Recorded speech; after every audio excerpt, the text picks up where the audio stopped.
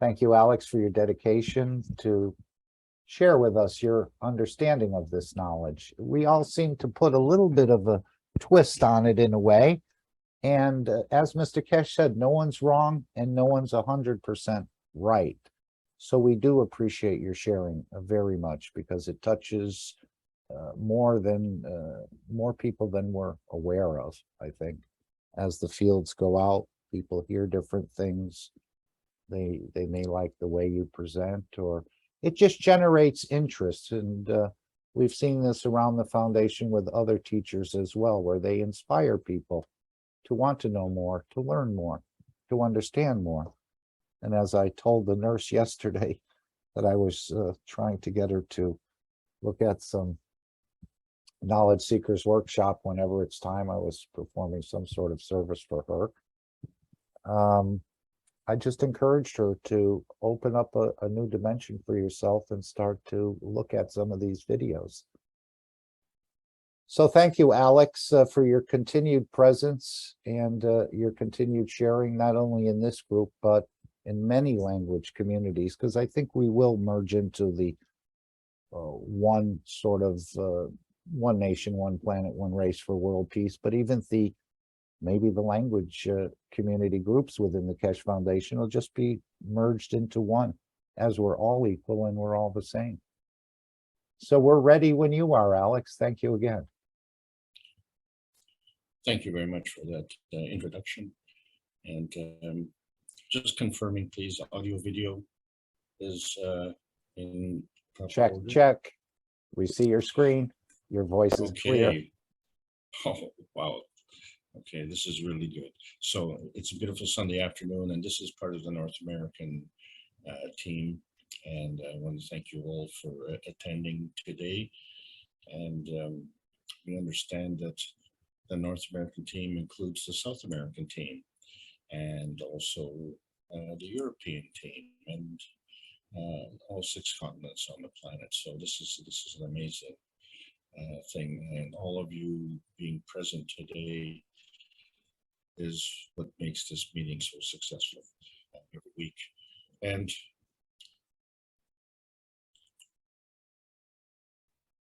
this is the Kesh Foundation Spaceship Institute, teaching in plasma science. We're at the basic outer space level, and we'd all like a window seat. So my name is Alexander. I am from Canada. It is October the 2nd, 2022. October, the 8th month in the 10th month of the year. We're still doing things in a strange way. This is the Kesh Foundation North America Plasma Education Series. So we started up almost 2 years ago with the basic teaching series, and these were all public teachings. And we graduated to understanding, knowing, insight, earth space, inner space, and now we're doing basic outer space. And today's class has to do with trying to find a window seat onto the universe. And so all of these teachings have evolved as our knowledge has evolved. And in my own particular case, I have admitted many times that I've exceeded my own knowledge. And so I'm in uncharted territory, except for one very funny thing. And that is when we look at the universe and we see that ours is the little tiny red dot in the bottom right-hand corner, which we call our tiny perfect world. So we find that there's a whole vast universe out there, and that somehow, some way, we got called to this little red dot here. And the thing is that we could have been called to any dot in the universe. So why did we all get called to this one? And so this is what we know. All of us here came to Earth. And so that was the call of the wild. And so the question then is, who's doing the calling, and is there a guiding hand? And so when we look at the 3 books of Mr. Kesh, The Universal Order of Creation of Matters, And we say, well, when matters come together, they create a maggrav condition, which consists of antimatter, dark matter, and matter. And we say that's a source. Very appropriate for book number 1. But then book number 3, it talks about the origin of the universe, where 1 splits into 2. And so that's very appropriate for the souls. And then, of course, there's book number 2, which is in between the structure of the light. And that's the link. And that's kind of what we're talking about today, because we're still searching for outer space. In this particular series, we haven't found it yet. And we all want a piece of that pie. And it's somewhere in the sky. We don't know where it is, but we still keep looking for it. And so we found last week that we can have satellites. So the moon is a satellite of the Earth, but the Earth is a satellite of the sun. Well, so is Mars. Mars is a satellite of the sun. And so we find that we also have satellites in our atmosphere. And then sometimes satellites become spaceships, or sometimes satellites come crashing to the ground. So how do satellites become spaceships? And what happens in that process? So when we look at our position, we found that although the planets are satellites around the sun, somehow from somewhere we came to this point in Earth. And it's hard to pinpoint something when it's in a nebulous place. So our position on Earth is between Venus and Mars. So it's because of Venus and Mars that we know where Earth is. And then, if we don't know where Venus is, then we have to find that first. But we had a choice to come to all these places, and this is the choice where we wanted to come. This is our sentimental pie in the sky. And on this sentimental pie, we have our own space. So this pie is Earth space, but we are man space on this. And we have different energy states. We have 2 soul states, we have 2 emotional states, and we have 2 physical states. And they're all working at a different energy level. And so the higher state is gravitational, the lower energy state is magnetical. And so these are all relationships somehow, and they help us live, they help us move, and they help us imagine our participation in the rest of the universe. And so we learned that there's a fundamental principle with respect to the atom. And it is written in the fundamental principle of the Trinity, where we have the field of the electron is dictated by the amount of magnetic fields which are transferred from a large twin plasma. This twin plasma is of the proton. So the proton plasma transfers the energy to the smaller twin plasma of the electron. And so when you look at the two, you can see that the proton is 1,849 times larger than the electron. And so right here and there, you see the problem with our society. We are drawing energy from the electron, and the plasma science is drawing energy from the proton. And our whole society is geared towards electricity. And so we are now suffering the consequences of that full face. So when we look at the creation of the rays, we find that they are made, like we see in the cover book number 1, the maggrav field of matter, dark matter, antimatter. And so the ray and the electron, they're basically the same thing. What differentiates is how they operate and where they operate. So a ray is energy that is transferred across the universe, whereas an electron is part of an atom. And so atom consists of electron, proton, marriage. And so that becomes a one single core component. It's also the core component of hydrogen. So when we see that the nuclear decay of the neutron, it actually decays into this electron-proton marriage combination. And as a byproduct of that decay process, well, there they are, the PM ticks, or the rays. So now we account for the source of the ray and the source of the atom. And so we see that the neutron is of a higher energy, and so therefore it feeds to these lower energies. And it does this in many ways. So we can see that there's creation of rays, there's an emission of rays, there's an absorption of rays, and this is all done at light speed. And the thing is, we never specify which speed.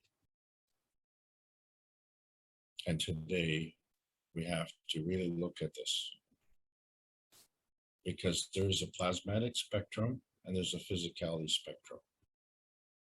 And there's a bond between these two spectrums. And this bond is non-visible. In fact, it's non-tangible, other than the fact that there's a connection. And so when we look at the energy, how it transfers across the universe, we see that it's these rays. And within these rays, they have different composite structures. And this is a good thing because we have almost 8 billion people on this planet and we're all unique. So you can just imagine how many possible rays are out there. And it is these rays which provide the amino acids, which provide the spice of life. And so this is the energy that is transferred across the universe in packs, little feeding packs. And they travel at light speed. I didn't say which speed, did I? So the plasma feeding rule, we always have to go back to that so we don't get lost. The higher strength feeds the weaker strength. So what's not shown in this diagram is what feeds the higher strength. And so that kind of becomes the unwritten question. So this is all based on the magnetical principles of attraction and repulsion, which we call gravitational and magnetical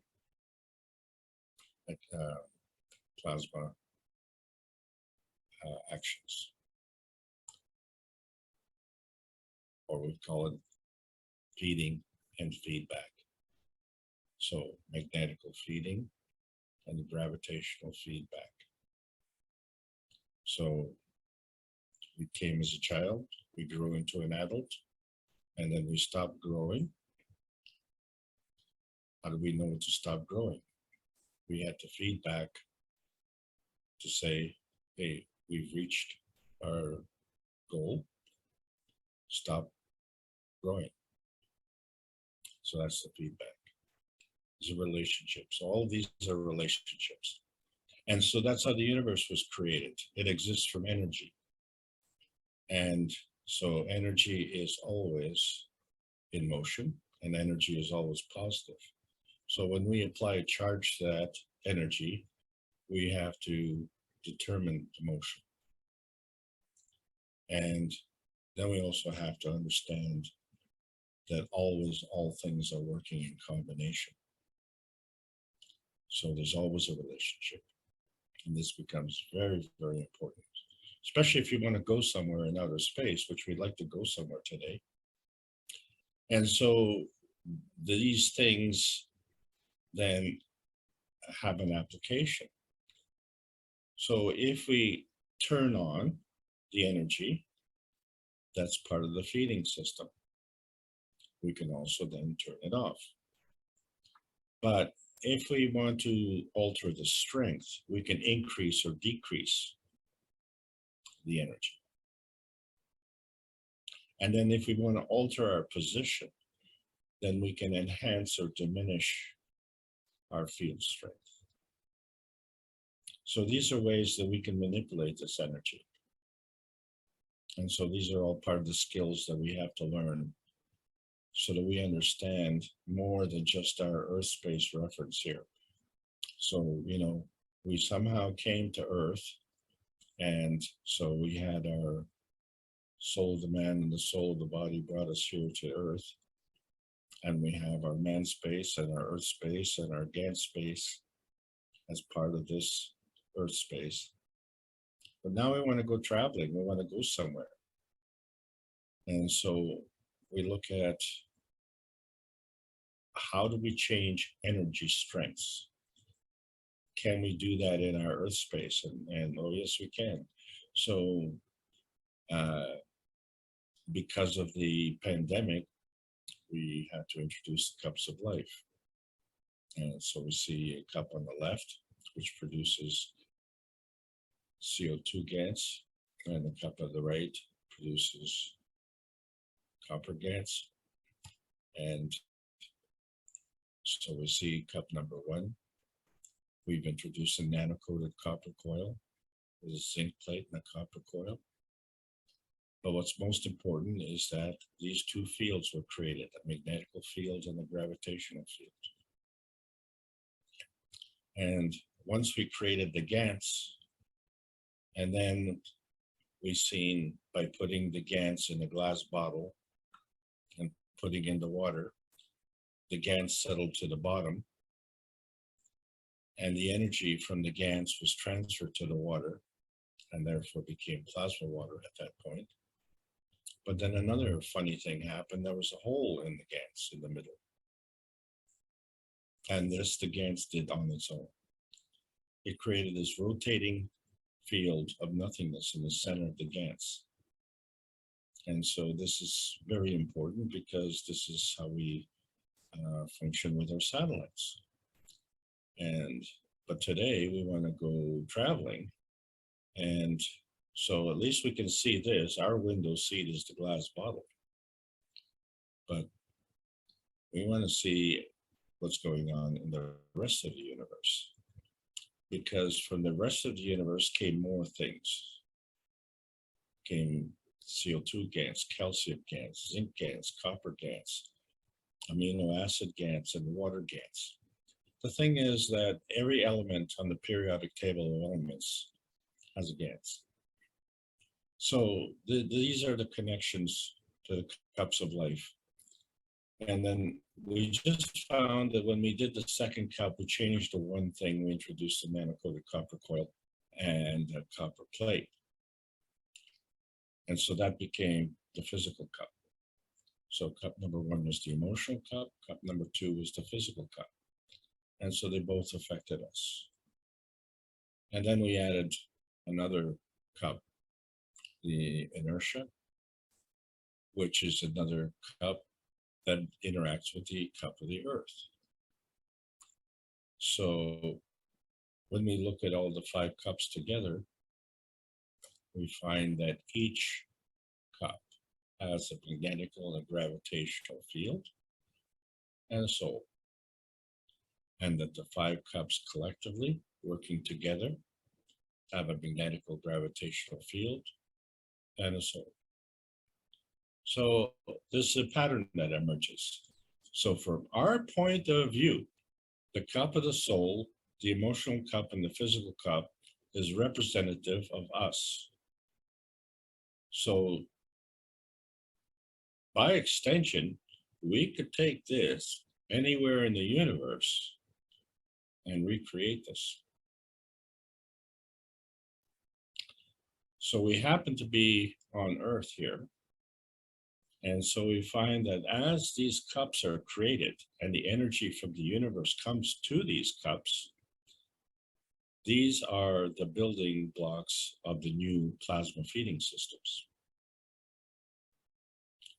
So in fact, these plasma feeding systems will eradicate hunger on this planet. So speaking of this planet is also hungry. And so it operates under the same principles.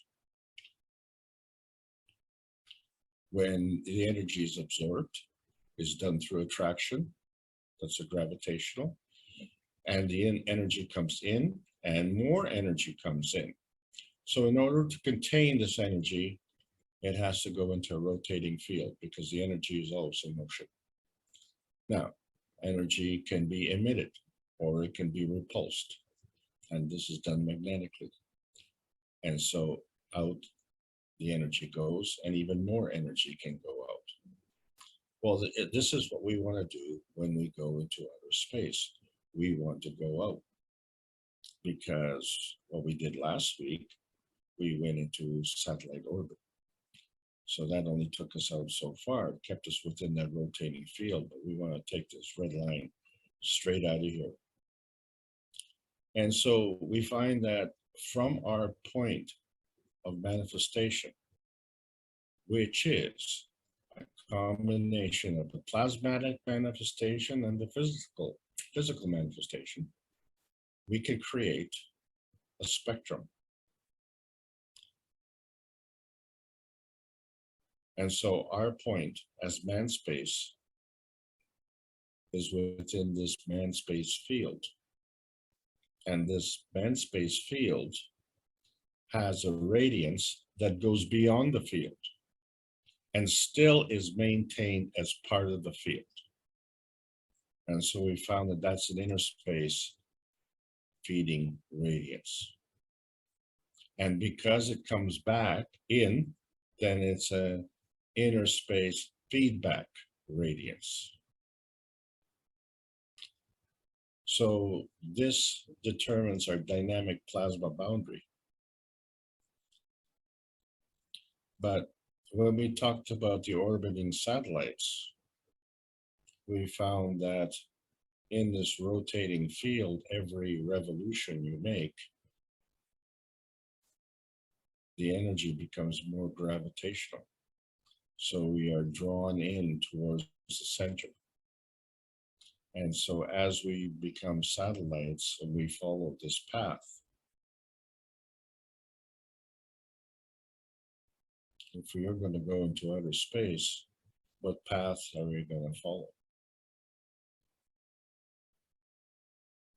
There are no circles or orbits here. So there is a dynamic plasma interaction. And so that this is what we've been talking about all this time, relationships. So if you want to go from here to there, you have to know where you are and you have to know where you're going. So we identify two dynamic plasmas and therefore gives us an opportunity for dynamic plasma interaction. And so what we found was that in the plasma science, these PM ticks that we talked about, these energy packs, these rays, they can go from one plasma to another plasma. And they do this at light speed. I didn't say which speed. But what happens now? We want to go between two plasmas. And let's hypothetically say we're leaving Earth and we're going to Mars. The method of transport is exactly the same, except that we have a little bit more baggage and a little bit more mass than your PM tick. But basically, it's the same system. And so if we look into outer space And we don't see these PM ticks flying all over the place. But we know that outer space is full of these PM ticks. And when we look into outer space, we don't see, you know, too many from the universal community flying all over the place either. So these are all non-visible. So something's missing here.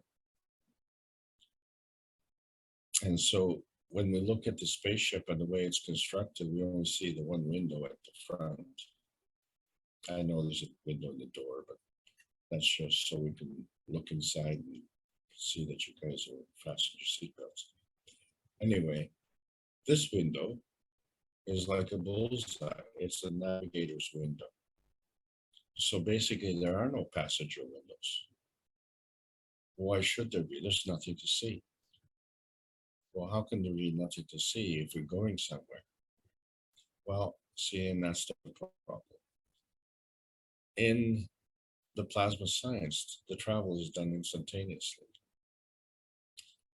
So we have a physical launch point and we have a physical landing point. So let's say the launch point is Earth space and the landing point is Mars space. But the travel time in between is zero time travel. So if it's zero time travel, then we don't even have time to look out the window. There's nothing to see. It's just, you leave one and bam, you're at the other. So this whole business of having a window seat is kind of irrelevant. And I know travel on Earth is a lot of fun because the journey is entertaining as well. But in outer space, the journey is instantaneous. So the destination is the entertainment. We arrived. But maybe down the road, we may want to take space tours. And, you know, we know that we can create satellites. So maybe we can do satellite tours, right? And then you can all have a window seat. And if it becomes popular, you know, maybe we can make a, you know, jumbo space tours.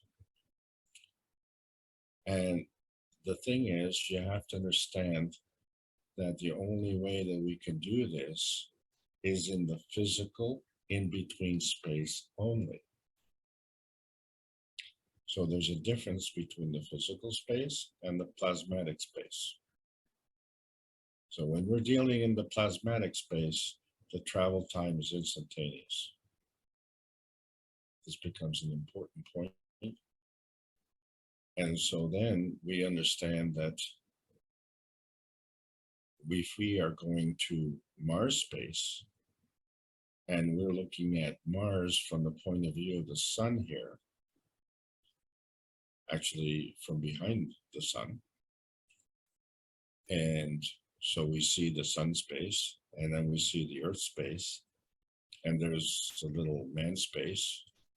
Of course, on the Earth, we have the vertical people space and the horizontal people space. Oh yes, there's the moon space. Oh, and there's a satellite space. And then we also have the spaceship space. And all of these fields are overlapping. So we could go to any of these fields and we could go to any of them instantaneously.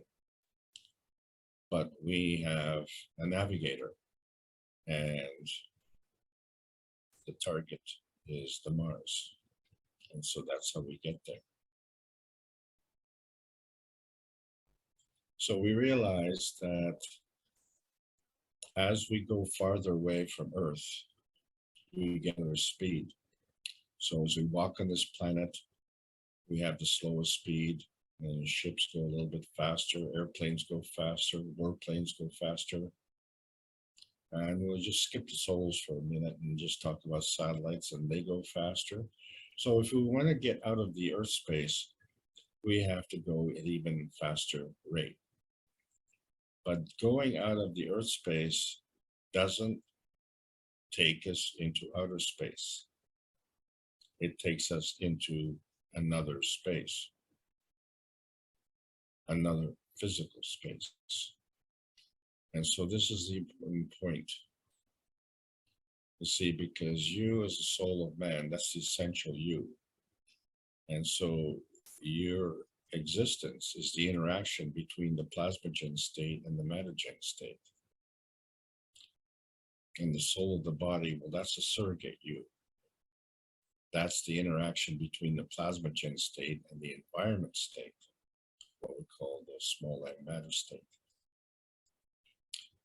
So our whole problem with outer space travel is this soul of the body situation. Because the soul of the man doesn't have any problem with outer space travel.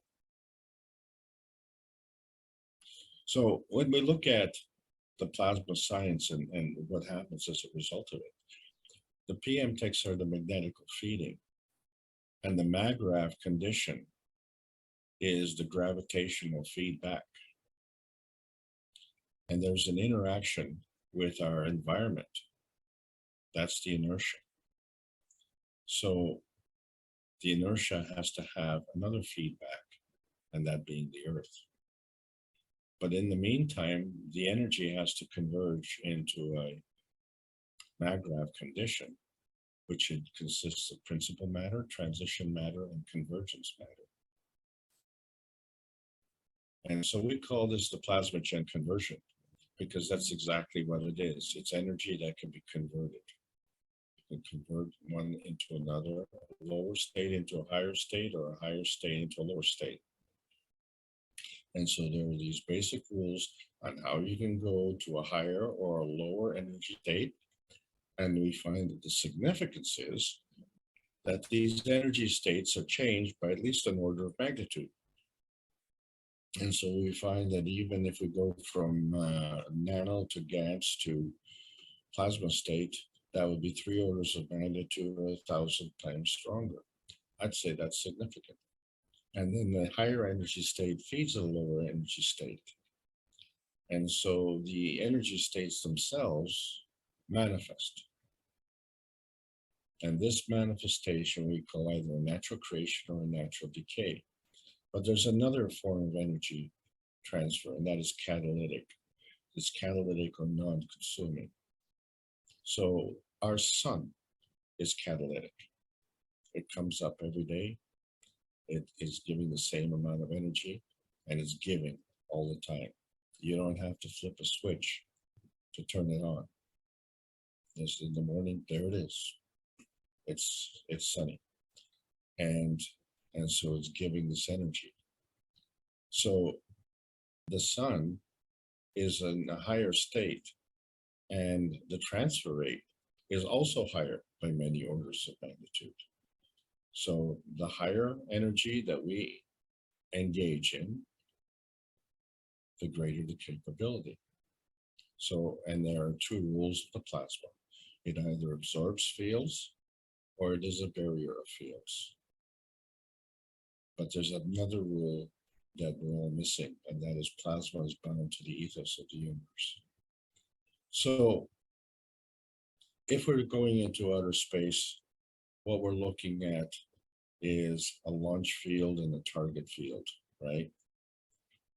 And so at some point, there's this manifestation that we're seeking. So the plasma is feeding this manifestation. However, this manifestation may be non-tangible or tangible, and may be non-visible or visible, and therefore may be plasmatic or may be physical. So it doesn't necessarily follow that it needs to be physical. It needs to be plasmatic. And there you have where emotion comes in. Emotion is not physical, but emotion is a form artifact of energy and motion at that manifestation point. So as we're going into outer space, we want to go. And when we get there, we're happy we get there. But now this gives us much more significance to this business of the physical state where you can touch it and see it, and the plasmatic state where you can't touch it and can't see it. If you can't see it, then it's beyond Earth space.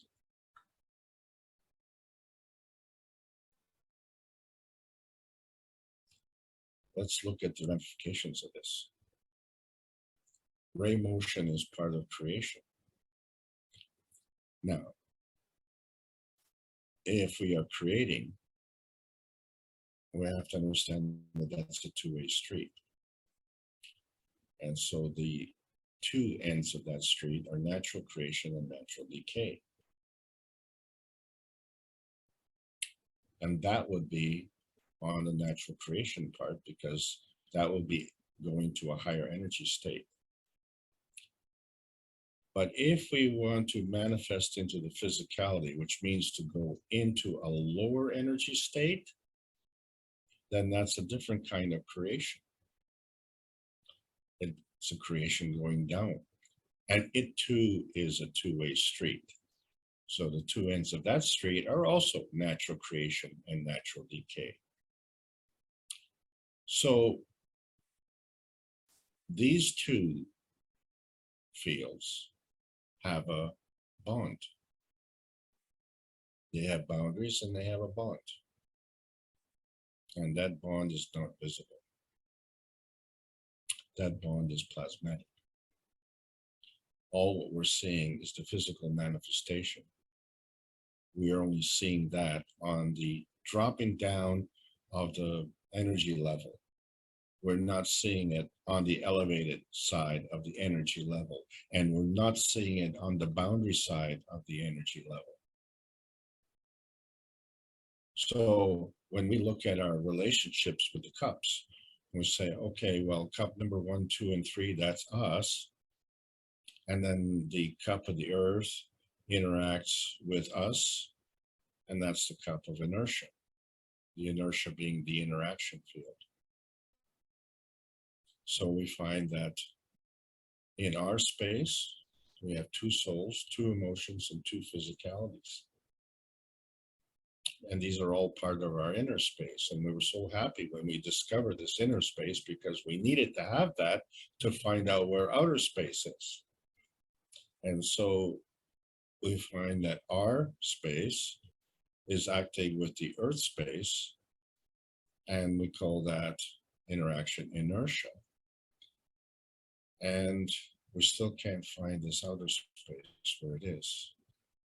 So when we're looking at how the satellites operate, they take this whole schematic and they add another dimension here. So there's a reference to the earth. And then once we have that reference to the earth, then we have the interaction, which is the inertia.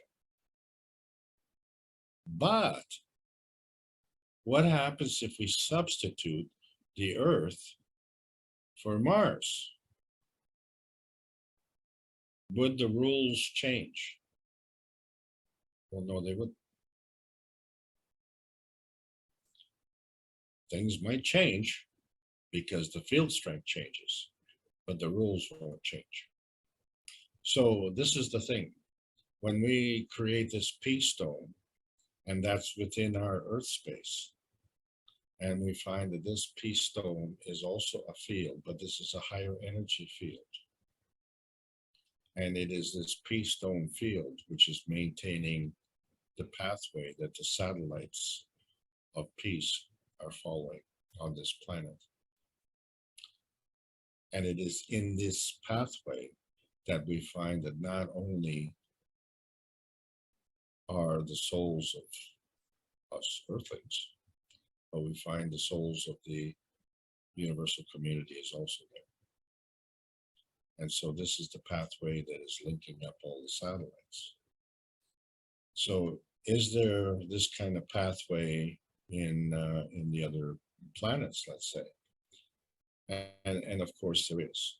So the thing is, and I'm dismissing that question, because more importantly, we want to find out is how the soul sequencing goes. And so we see that the soul of the sun plus the soul of the earth is what attracts the soul of the man.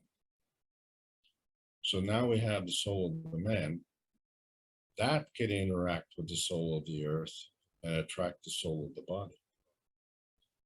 And now that we have the soul of the body, that can interact with the soul of the earth and choose to manifest the physicality. So to understand, the same principle would apply whether it was Mars. But we choose to came to Earth. And as such, then the question was, does Earth have the same characteristics as we do with respect to the soul of the Earth body and the soul of the Earth? And so the answer is yes. And we'll discuss that more in other classes. So the soul of the Earth relationship is very important to us because we see that the soul of the sun, the soul of the man, and the soul of the earth are all part of this outer space thing, wherever that is. And the inner space, well, that's inside. So the soul of the earth body would have to be inside the soul of the earth, or the earth body, as our soul of the body is inside our physicality. So let me repeat. The soul of the earth body is within the physicality of the earth body. The soul of the body, our body, is within the physicality of our body. But these relationships, they work well with respect to the science. But there's a problem. And that problem has to do with the ethics of the universe, because life wants to live, and in order to do that, it has to respect morality, compassion, and courage, because energy is always positive. So this is part of creation. So with respect to the limitations of science, and we're talking about the earthbound speed of light, so it is possible to exceed this earthbound speed of light. It is also apparently possible for those who have serious ethical problems to transcend this boundary as well. However, the fact that they can physically do this is not the final conclusion. What I'm saying is, if the speed of light on our Earth is visible, then that's visible within the physical space. And that light is a physical light. And the boundary of that energy, of that physical light, and therefore the speed of that light, is limited by physicality.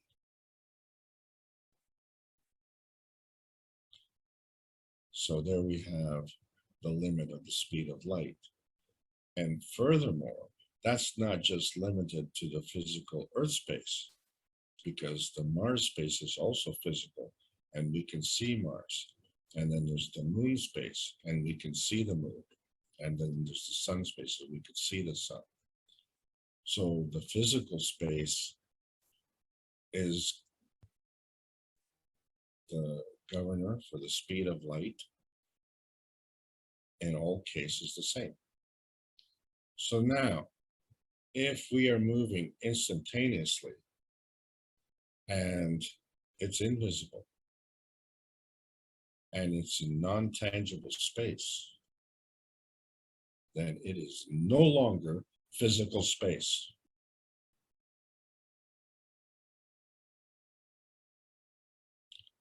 This is a big deal. This is a big deal. So this would account for the instantaneous time travel between here and there. And this is the reason why you're not getting a window seat. There's nothing to see. You have no time to even look. If you want to look, you're looking into physicality. And if you're going to see something, you're going to need some visible light.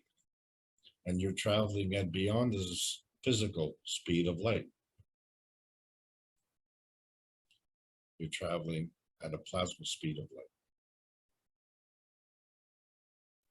So when we look at, how we communicate and move and how satellites communicate and move, and we don't see these ways physically, and we say, is there a guiding hand in outer space? So we find now that this nebulous speed, which is the speed of light in outer space, is faster than Earth light.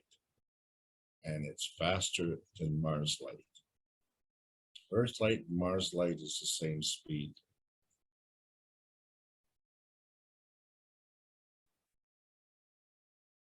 So manifestation is not the point. Materialization is.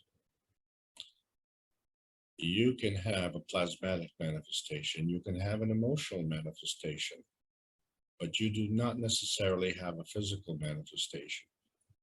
If you're going to have a physical manifestation, that's a materialization.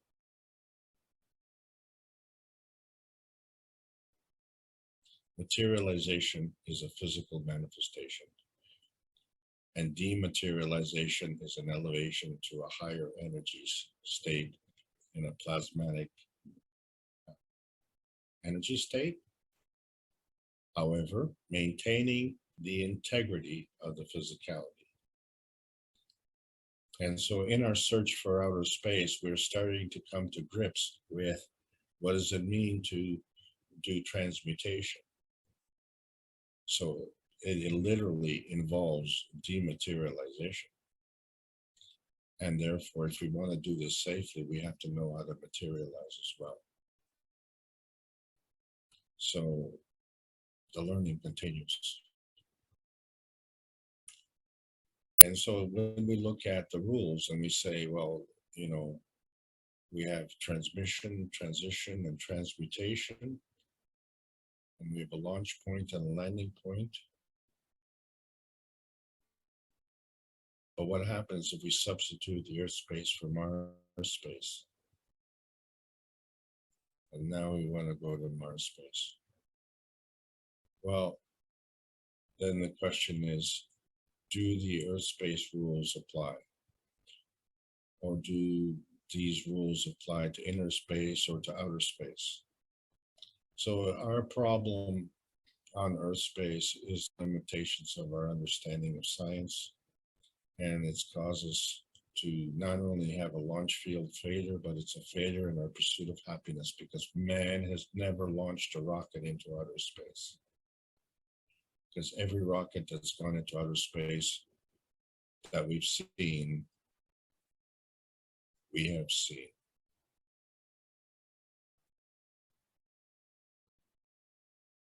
If you've seen it, it isn't in outer space. It's in physical space. So the thing about plasma science, each plasma is a different kind of energy state. And so our goal here is to understand our Earth space, find our inner space, and we're still searching for this elusive outer space. And this subject is very important. And if it's not important, well, nothing's important. The thing is that we now have, in our inner space dome, we have created a peace dome, and we are all part of this. And so this peace dome is created through this exchange of energy. But as I said, when we go to Mars, we're leaving Earth space. We might interchange with moon space. This is all part of the sun space. But to get there, we'd have to at least go through some form of in-between space. None of this is outer space. But as I said, these advanced technologies are available and used by other people, and they can use them to a certain extent.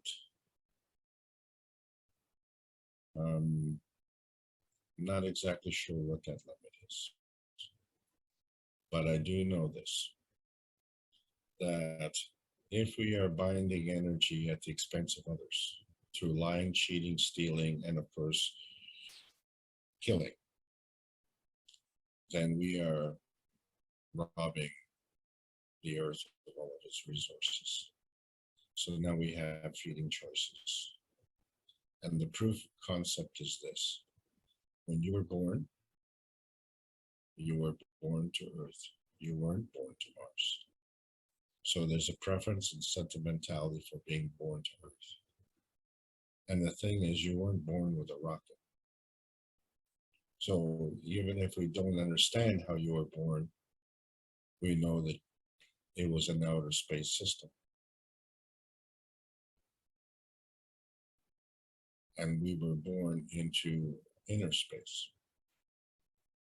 We were born into mommy's womb. And now what is interesting is being born.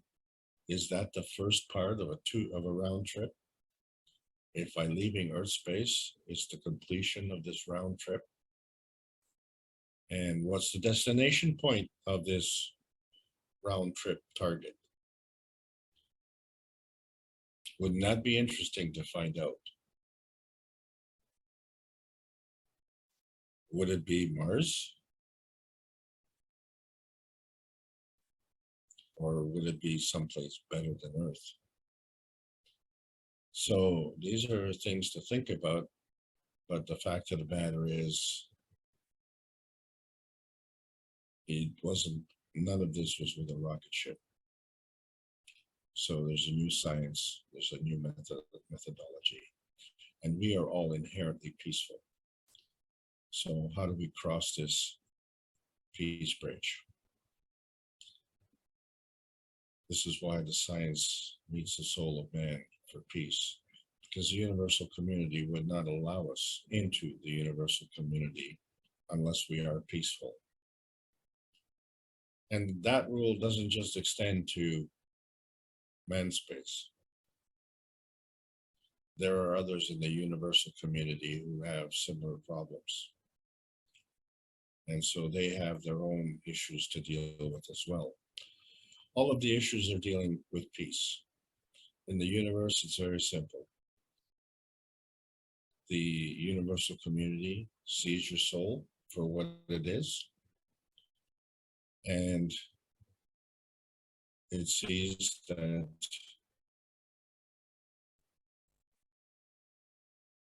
you are normal, and the universe is normal, and the earth seeks freedom and emancipation, and we've achieved an existential crisis now. We have to harvest the plasma energy of the plasma universe. This is how the universal community works. And because we launched the space program on June the 6th, 2022, we now have choices on how we travel into outer space. We still haven't found where that is. This is the Keshe Foundation Spaceship Institute, Teachings of Plasma Science. There's a World Peace Treaty calling all Earth space patriots. Sign it. Sign it with a pen. Sign it with your soul. Sign it with your heart. And sign it with clear intent, because the universal community only sees that. The Earth has overlapping fields of life with freedom for boundaries. And the outer space travel is instantaneous. So what we're looking for is the physical and emotional atmospheric transformation of our earthbound existence. And this is what's going to help us with respect to our transmutation from a transparency point to some kind of other manifestation point. And this is all beyond the nebulous point of the universal inner space of freedom, the universal refugium of the nebulous life, the universal community. The outer space connections stress man-made boundaries of thought. Plasma science needs to be delivered in exchange for peace on Earth. So welcome to the outer space age. That's the end of the lesson. Thank you all for letting me take you on this trip. Oh yeah, hope you had fun. Back to you, Mark. Oh, thank you very much again, Alex. So you're saying there'll be no window seats available? I know Mr. Kesh said no sense in packing luggage either, right? Because if you're going to manifest somewhere else in a different field, you're probably going to more than likely look different. Randy put into the chat, the scariest thing we could discover now would be humans on another planet. We are psychologically prepared for aliens, but what if we found humans instead? But I remember Mr. Kesh saying that there's very few places in the universe that the fields of this planet, you can manifest this particular physicality. It's not unique, but it's not very common. So would we find humans on other planets? Perhaps.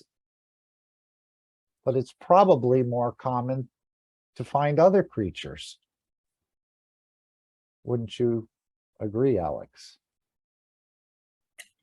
So the only comment that I can make on that, and it's a guess, is that these humans would be prisoners. I missed that. These humans are what? Prisoners. You mean like abductees? Yes, like exactly.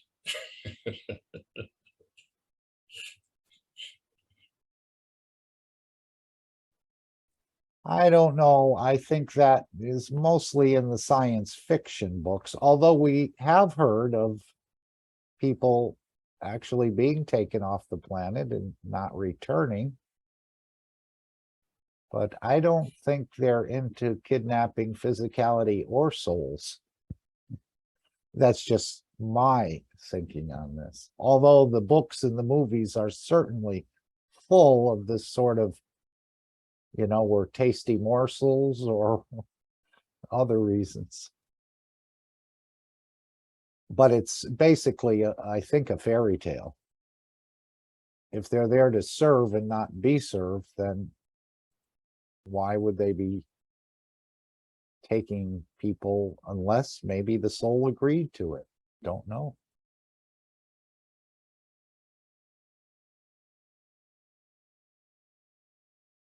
Well, the floor is open for questions.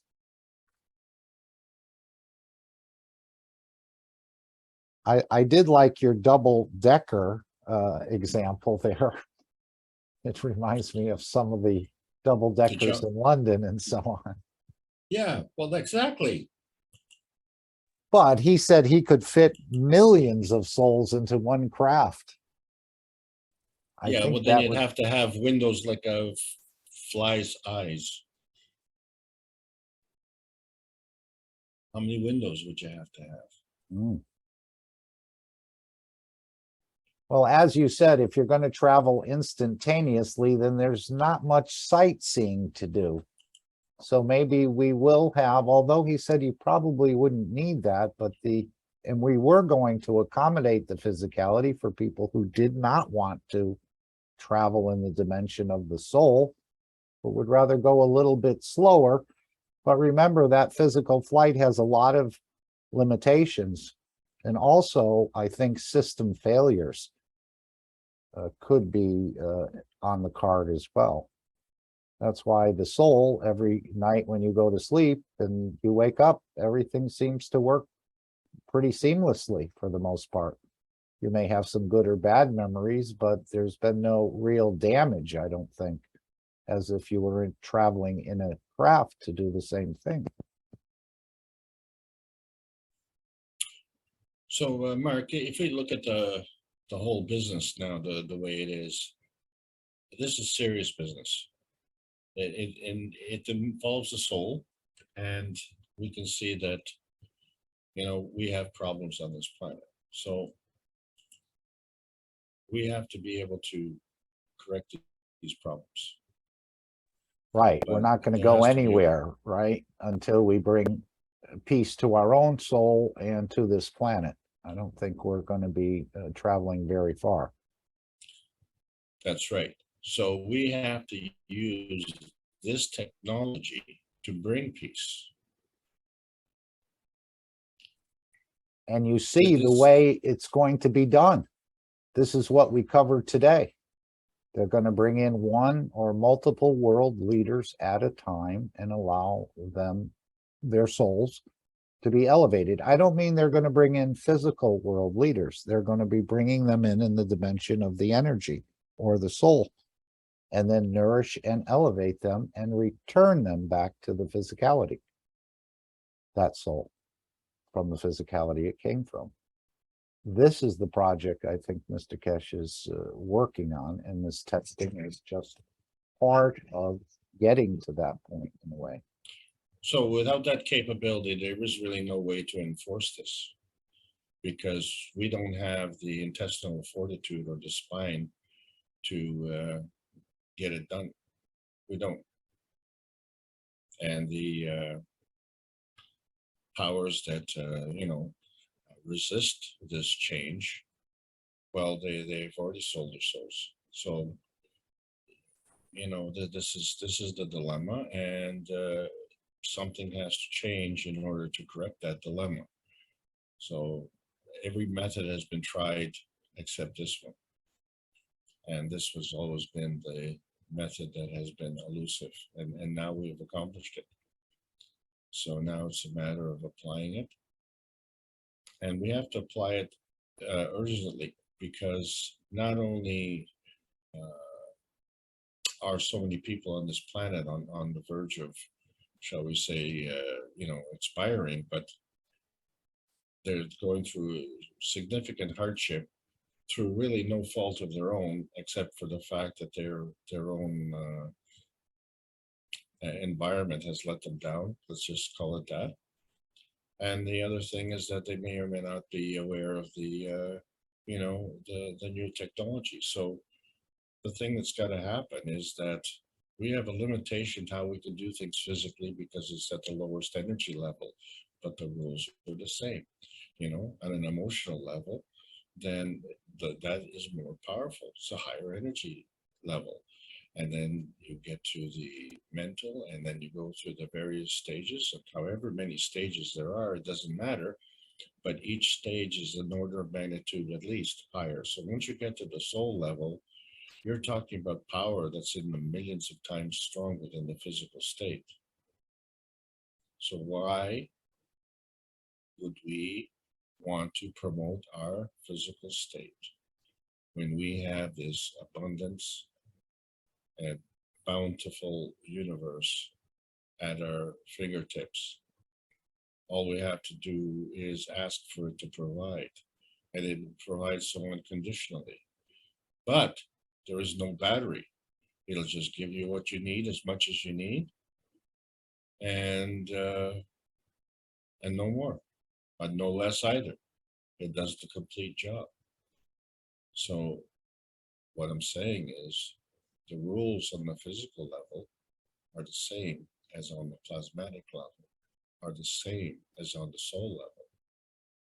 Just we have not been able to manipulate the energy on the soul level. We've mastered all the other levels. So we have now reached a destination point in terms of knowledge. So now it's a matter of implementation. And there are many souls who know what's going on, and they have decided already to throw in the towel. And that's a good thing. That should make it easier for them. But there are still those who are, well, in difficult situations. So they have an opportunity to make, if history matters, they have an opportunity to make a historical contribution. So you say, why would we want to manifest the physicality rather than just going into the dimension of energy? Well, maybe it's like a marathon race in a way where every so often, you need to sit down and rest. And that would be in the energy state or in the perfectly balanced state. But then it appears that souls are lined up to come into this dimension of physicality on this planet. So there must be something special about the physicality as well. Even though Mr. Well, Kesha yeah, said it's a leech on the soul of the man, but now we're learning to do this operation in both dimensions.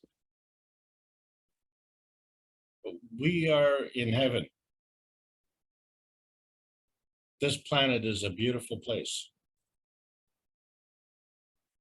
And our life has a purpose. So put those two things together. Our life does not have a purpose to mess up this planet.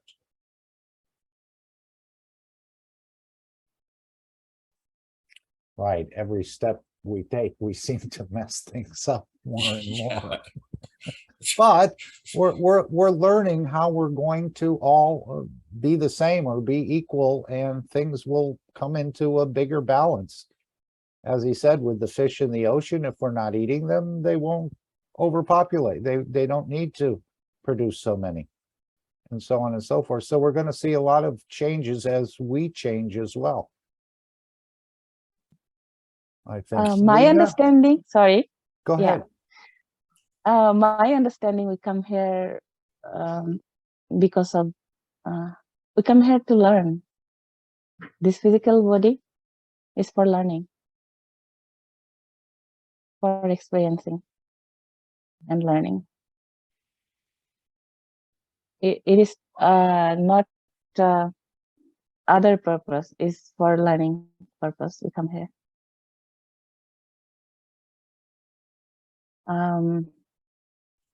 Oh yeah, but you can go anywhere for that purpose. If it's coming for physicality, you can go anywhere for doing that. We specifically came to Earth. And the reason because is this planet needs us. Needs us, yes. We came here for calling. Great. Thank you.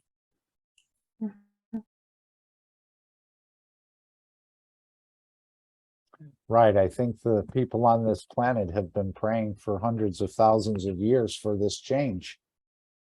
And I guess the universal community has heard these prayers, but yet it wasn't the right time for it to all take place at this point in time, until now. So they have heard the calls, and that's why Mr. Kesh was dispatched and agreed to make a one planet nation, or a one nation planet, out of this planet. As I said, he's done many times across the universe. He's well known for this.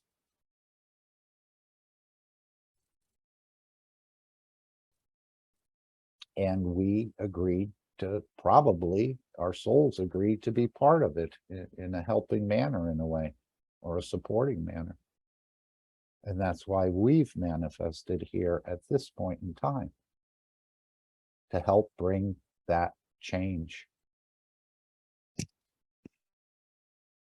Anyone else want to add anything? I welcome Azar. She's just rejoined us. I don't know if she has anything she'd like to share. Or Dean, he seems to be right in the arena in Linz.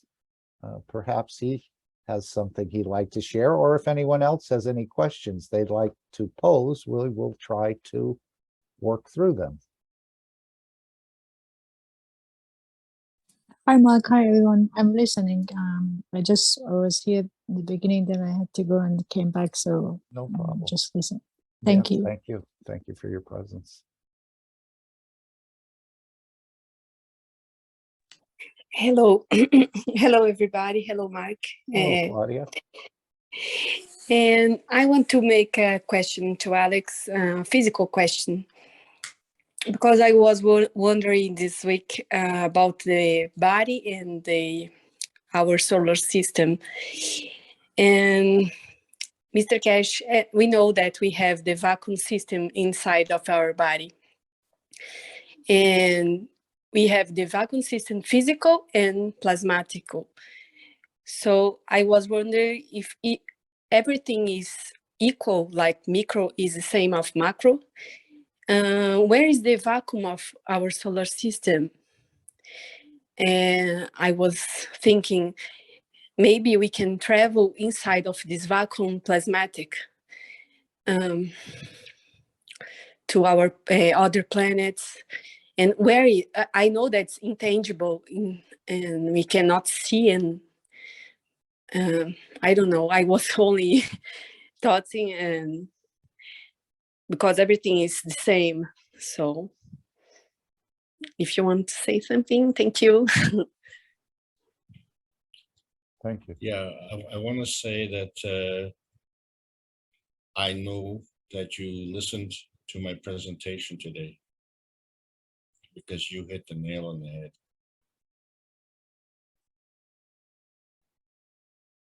Yes, that's why I'm asking this. Yeah, but you know the answer. That's the trick. So why is the vacuum a vacuum?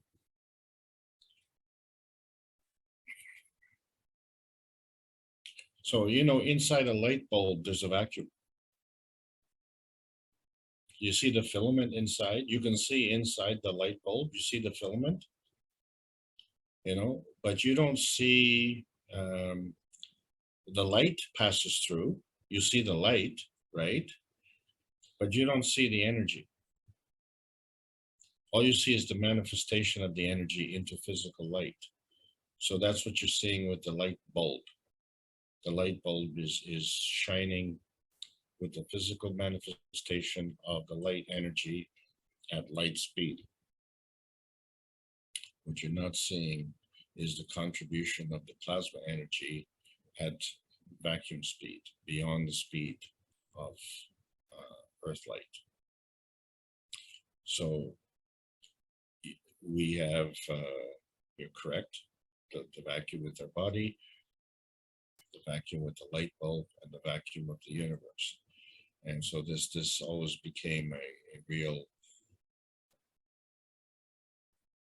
concern on my part in trying to understand, well, if there's nothing in the universe, then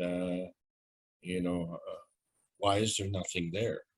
Like it has to be somewhere. Where is it? And so we find that this nothingness that's in the universe is the between here and there, and that between here and there is not the physical reality. It's in the plasmatic reality. And so the manifestation of this plasmatic reality into the physical reality gives you nothing. But nothing doesn't exist. Something is always something. So what is in there? Can you hear me still? Yeah, so what is in there? There is a transition zone for these PM ticks. And so we have to understand that these PM ticks travel instantaneously.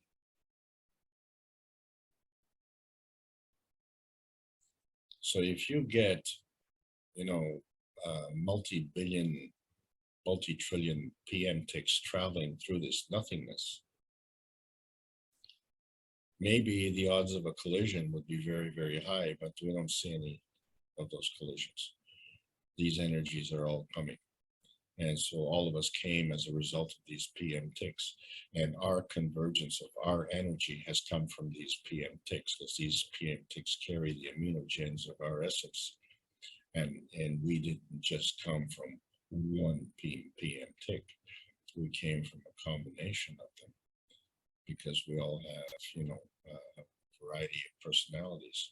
And you know that, you know, because you see different personalities in brothers and sisters, and even in twins, you see, you know, differences. So we say, oh, it's the same one. Well, the same one, but at a different point in time. So it's not that PM tick, it's the next one that came. That was the similar one. And you say, well, how come, where did all of these PM ticks come from? Well, they came from us. They came from us. So we are always creating. We are always emitting. You emit what you are. Right?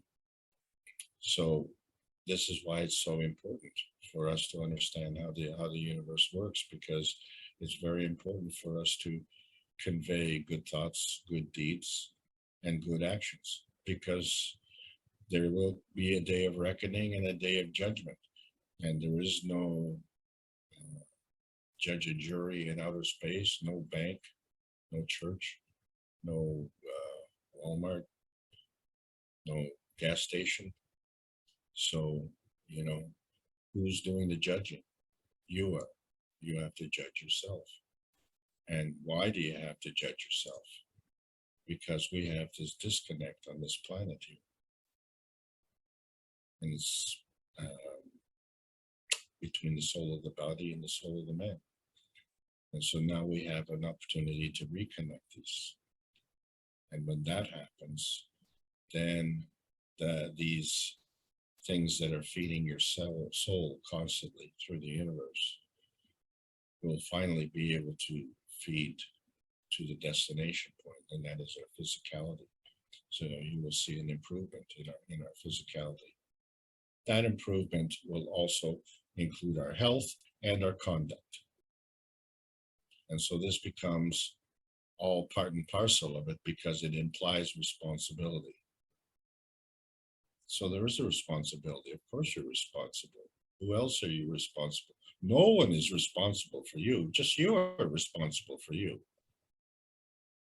So the only way that you can share that responsibility is by offering to support someone through your actions.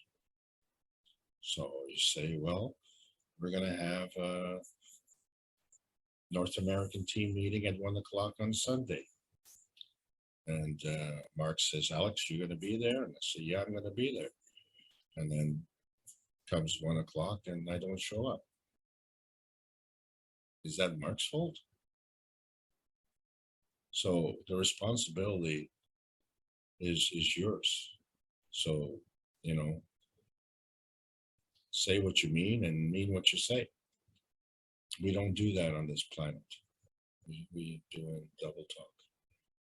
And so we don't seem to understand how fast this energy moves. The energy moves at beyond light speed through the universe, through this vacuum system. It's only because we're in this physicality, which is the lowest energy state, and has added to it another dimension, which we call a delay in consequences. If you're traveling through outer space at instantaneous speed, there is no delay in consequences. There's no time to delay anything. You know, and you get in the spaceship and you want to go somewhere, and you know, you're running late and the spaceship is gone and you're 5 minutes late. Well, not only is the spaceship gone, but it's arrived at where you were supposed to be, just for the sake of 5 minutes. And you say, well, for 5 minutes, you know, I didn't think that would be such a big deal. Well, maybe in your world, but not in the universal world. That is a big deal. And that's the reason. When you become irresponsible, then the universal community will leave you alone.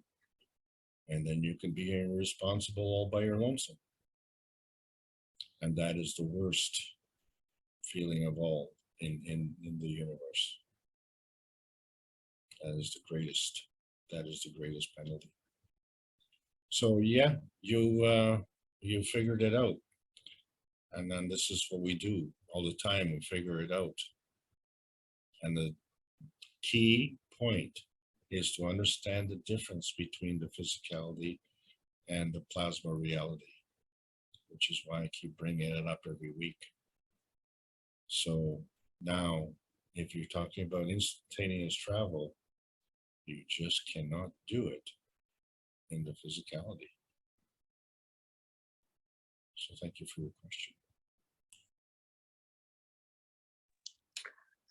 Thank you, Alex. It's like the same that when we hit our finger and we feel the pain in the 0 time, it's the same. But we are Could you use physical another here. example?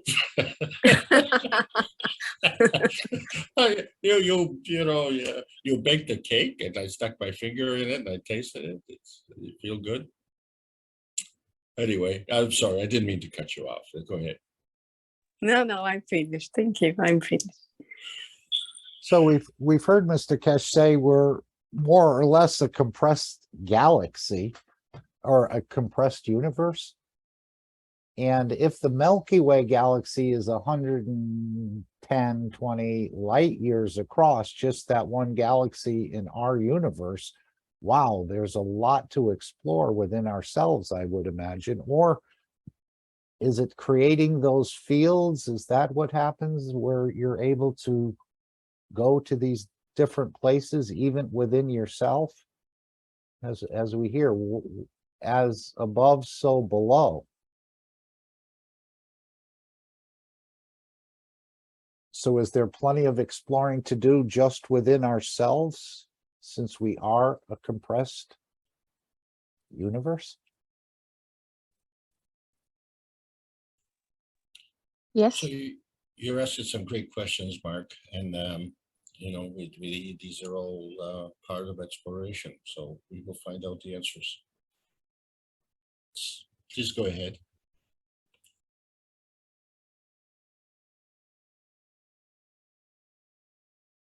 So, Alex, if your prime minister moves in next door to you, you're not about to point out all the warts and the imperfections, are you? You're going to be nourishing and elevating the soul. I think we may see that they become common people, as we see with some actors or some other important people. Many of them are standoffish and they have an attitude where they're better. I think we're going to come in, and we also hear so many other actors or important people are just regular down-to-earth people, like your next door neighbor.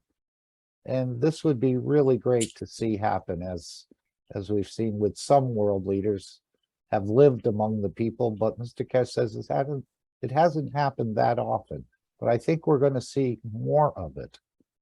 And they're going to become advocates for this technology and what is about to happen, and probably understand it and really have the ear of the population, per se. I'm sorry you brought that example up, Mark, as I'm still looking for exceptions to the rule. Okay.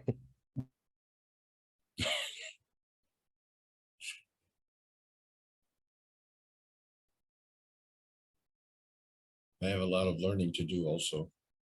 Right. I don't think, as he said, we're not going to judge these world leaders. We're going to nourish and elevate their soul. And I mean, there are some very heinous things that have gone on, but even with Moses, Mr. Kesh says he has a beautiful soul and he did more killing than most.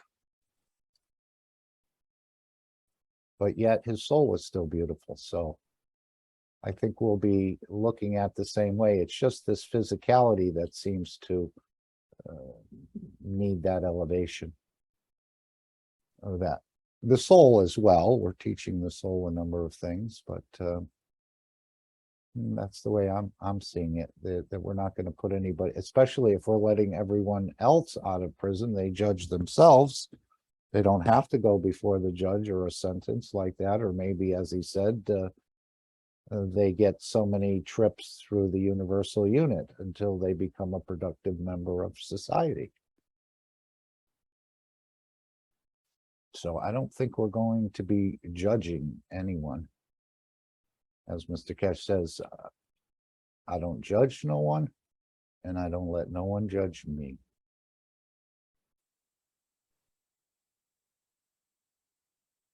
Because we are all learning in this process. Exactly.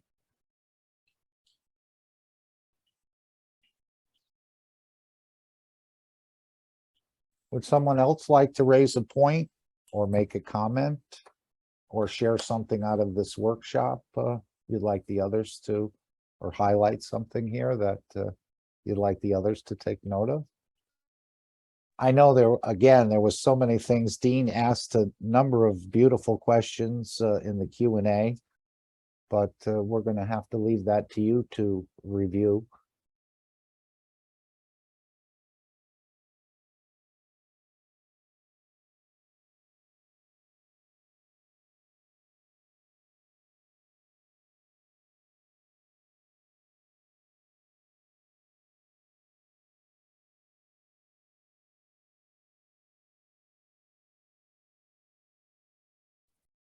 Well, I think you've satisfied all comers, Alex. We don't seem to have any question, although people are a little bit timid. And sometimes they don't have the confidence with the knowledge. Is that what it is? That No, keeps them sort of quiet? No, if you look at the roster here, the people have been here for a while Yeah, and they're starting to figure it out. I mean, the knowledge that I'm putting forward is actually really a regurgitation in a different menu, so that you know, it's food for thought, but it's prepared differently. And so all of us have, you know, our own point of view, especially based on our own, you know, personal, how should we say it, a personal point in our life. So I'm just trying to put it together and trying to, you know, keep up with Mr. Kesh on that basis. I don't have the access to the, you know, the confidential information, but what is very important is we're all going to be looking at, within the next 5 years, a new lifestyle. There's nothing in the plasma science that is not going to affect our lifestyle. It's going to be affected like from the get-go. It's well, my reactor here has been running since April 2017, and it brings peace and serenity. That's what I intended it for to do, and it does that very, very well. If I intended to do anything else, then I might create a situation of jealousy or something else like that. So I haven't messed around with that. But I am now increasing my gas production again. I've started recently because of the impending crisis that we have. We do have some health situations that are on the horizon, and we're just getting ready. So, as I say, preparation is always done in advance. It doesn't matter how far in advance we're preparing, and we just can't keep up. We have a logistics problem. We have demand in the millions and our productions in the thousands. Now it will even out. We will catch up. But we're talking about a crisis in October 2022. We need solutions now. When I say we have solutions. We need the adoption, integration of these solutions into our society. And that's not my responsibility. There are people who are paid to do this. That's their job. And I know they're paid to do other things as well, but I'm not talking about conflict of interest. I'm talking about their primary job. They have to look after the welfare of their nation. Well, So you that's take a guy responsibility. driving a bus and he wants to drive it over the cliff. All the passengers on the bus don't want to go over the cliff, but yet they're not the driver. So if they got together and elevated the soul of the driver, maybe he would put the brakes on or turn before the cliff got there. And I think this is what's happening with the world leaders. By them becoming peaceful, elevation of their soul and so on through our work, the work of the systems and Linz, Mr. Kesh, the universal community. This is how we're going to see the change on this planet start to take shape and accept the technology and so on and so forth. And this is why we've been practicing, I think, to get to this point where we're going to give and nourish from our souls to the other souls. And then Yeah, we'll but see the change. Yeah, and the relevant situation change is that we are dealing in the past tense, and that is that this technology exists.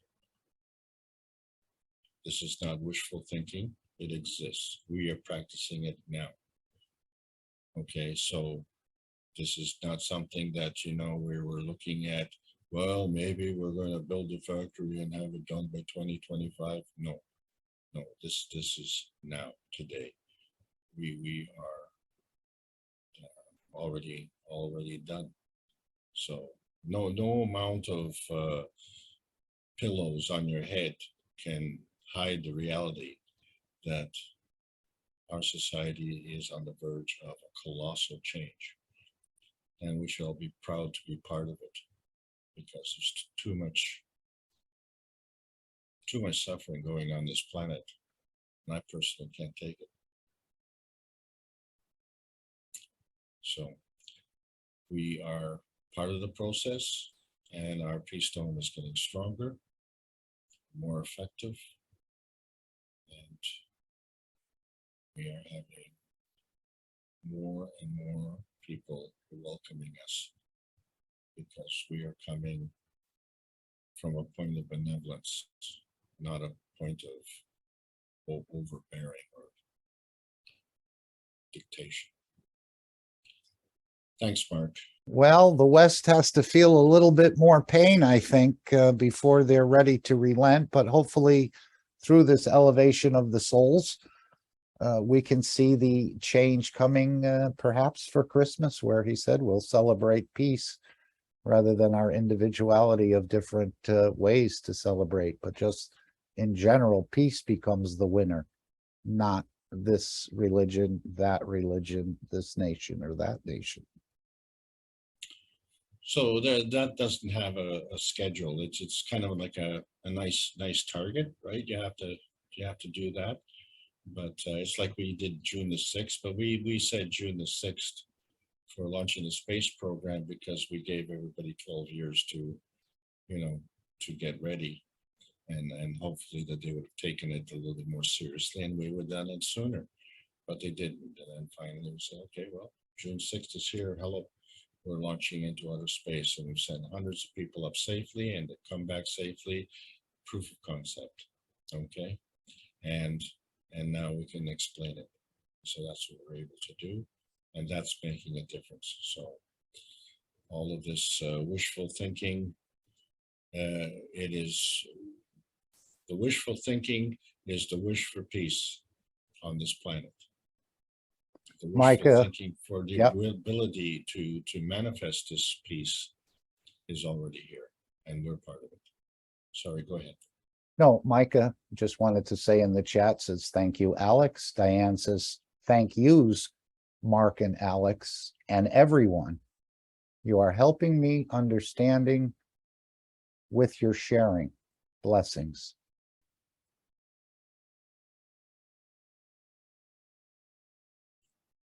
Well, Mark, on that note, I'm going to just sign off here and thank everybody for really making this program such a wonderful success again.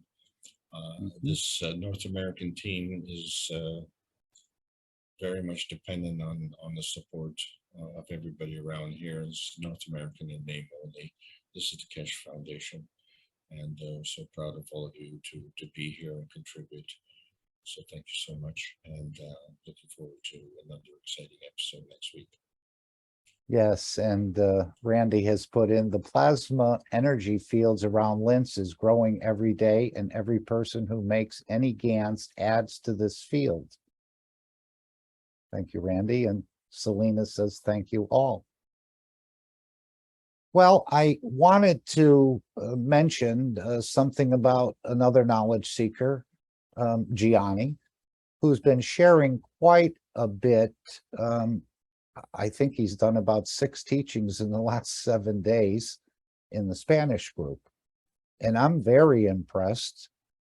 He's done hundreds of things using the plasma that I've never done, but through that sharing, it's helping us to understand more. Yesterday, we saw Gianni showing us how to make a plasmatic mayonnaise. Produced it right in front of us with just a few minutes. And you can add any sort of spices or whatever. I think he makes it plain for the others. Another beautiful, what we saw was a tomato soup. And it wasn't the soup that was so beautiful, even though I'm sure the soup was beautiful. But what I took from that was, he said, we take out the seeds of the tomato. I guess his neighbor had given them some beautiful organic tomatoes. And before they actually grind them up in the blender, they take all the seeds out of the tomato. And then they dry them. And in their travels, they give them as gifts. What a beautiful way to share, in a way, just with tomato seeds. So what I'd like to do is just to encourage people to look at the work that Gianni is doing. As I said, I think he's done hundreds of things more than most of us. Myself, anyway, I can just speak for myself. And this is a picture Gianni shared in the Kesh Plasma Reactor Group. Let me just move this over a little bit. And these are amino acids. And when I first came to the Kesh Foundation, I wasn't collecting the amino acids. I was thinking that, well, that's just this little bit of, I don't know why I didn't really pay much attention to it. Even though Mr. Kesh says you can never rinse out all the amino acids out of any GANs you make. The amino You'll have to change the screen, Mark. We're still seeing Alex's Okay, screen. sorry, let me share the screen. Thanks, Randy.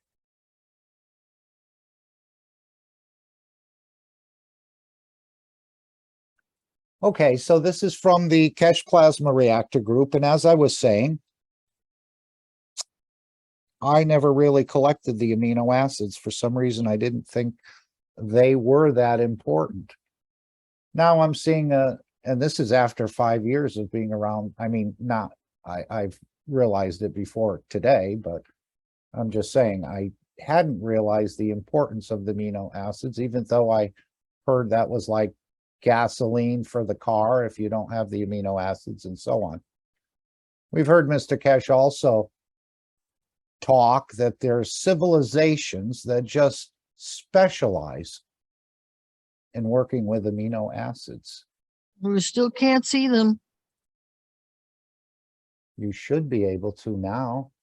We just see the little triangle to start the video. Okay. Yeah, no, we're not actually, we're just looking at a picture. There's no picture. Alex, are you seeing a picture? I am Yeah, seeing Mark. It's a blurry picture. Okay, it might be your system. Let me just mute the mic there. I think we're getting a little feedback. But these are actually the fats or the grease or the amino acids. And each system, each reactor that you create has different amino acids. So we scrape them off the top of the container when they're mature enough. And Gianni has showed us what they actually look like under the microscope. It's a simple microscope, but it's pretty effective. He had two of them there, and one wasn't as good as the other. I guess the other one used the cell phone camera, and that gave 1,000 magnification. And then when he put it under or used to look through the lens through the CO2, he was able to magnify it 10,000 times. So doesn't this look like one of the pictures from NASA? Look at all these little stars. And that's probably amino acid and GANs mixed together, because that's normally, I think, what you get. You get some aminos and some GANs mixed together. But this just looks like a picture from NASA. It's very beautiful. So I want to thank Gianni for sharing in so many different ways. I know he's done work in the automotive. He's done large agricultural work. He's making soaps, deodorants, detergents, showing on the energy side as well. So he hasn't just talked about it, but and maybe because his background was in the laboratory to start with, in the dental area, and so he was familiar with composites and testing things and had some facilities there. But he's so willing to share with all of us. And I'll just turn the volume down. I think it is down. And we'll just play some of these amino acids and just look at the energies or the life within these amino acids. And of course, you collect them on the side, and then you add a drop back into your wash cans, let's say, or the water that you're going to take to make that connection. But these are some of the things that were shown in the reactor group by Gianni, and it's elevated all of us to see this. And Mr. Kesh said the amino acids represent life. And we know the Creator has many faces, and he manifests as life.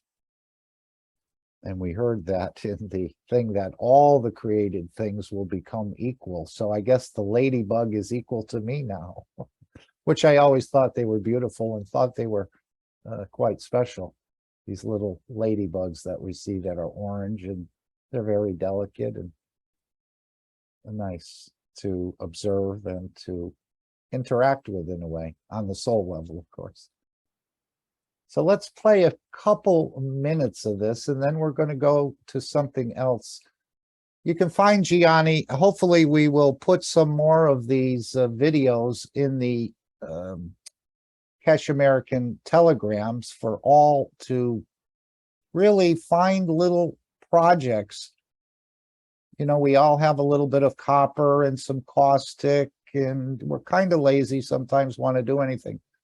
But he's given me some inspiration anyway, and I think he will provide inspiration for you, that you can pick out something that he's shown and that you'd like to replicate or you'd like to produce.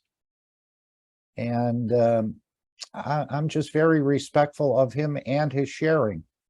And he's gotten many, many results with what he's working with. We've seen the bees, the agriculture, as I said, the automotive, and on the energy side as well.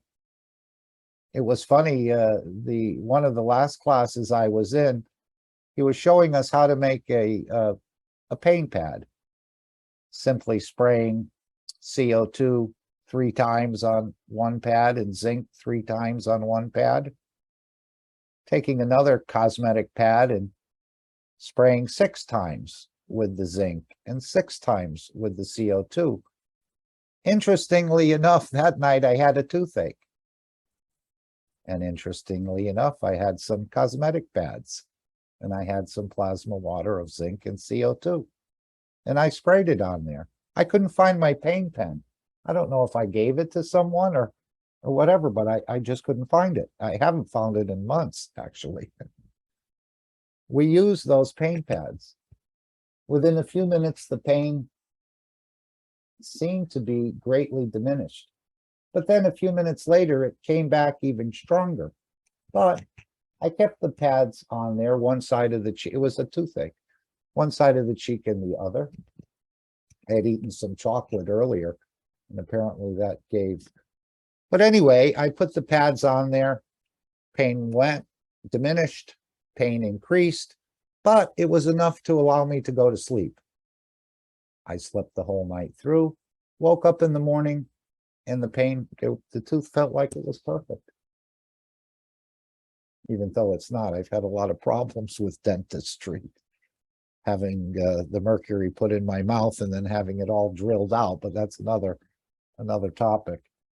But anyway, let me play just a couple minutes of this, and then we're going to take a clip out of the Spanish workshop, and we'll show you a couple more things.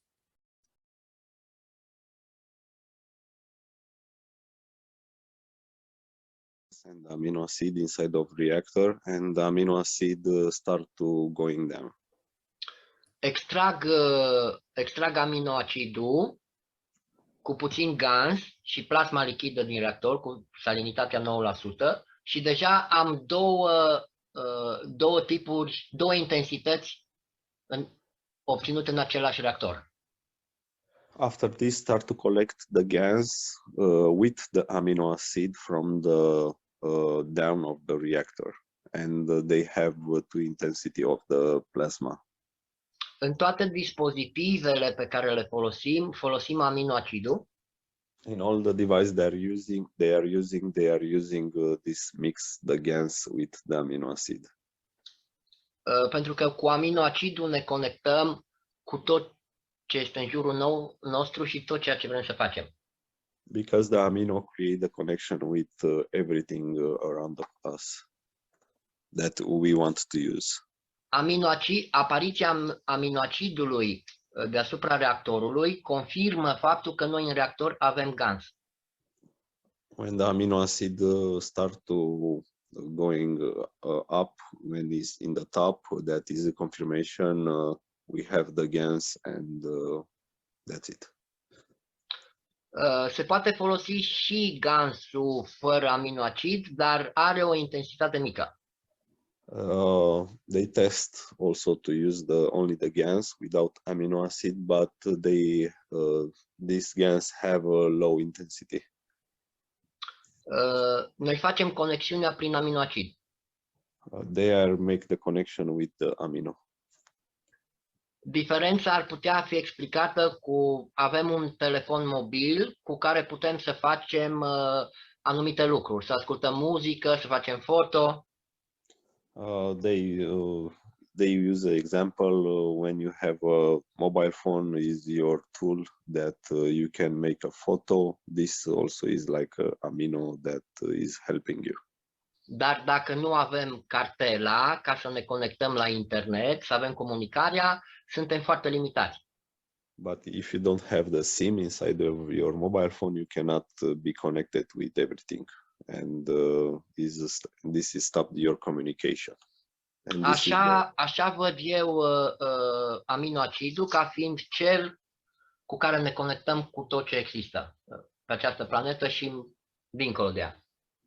This is the example how Johnny see this the connection of amino in respect with the planet and beyond.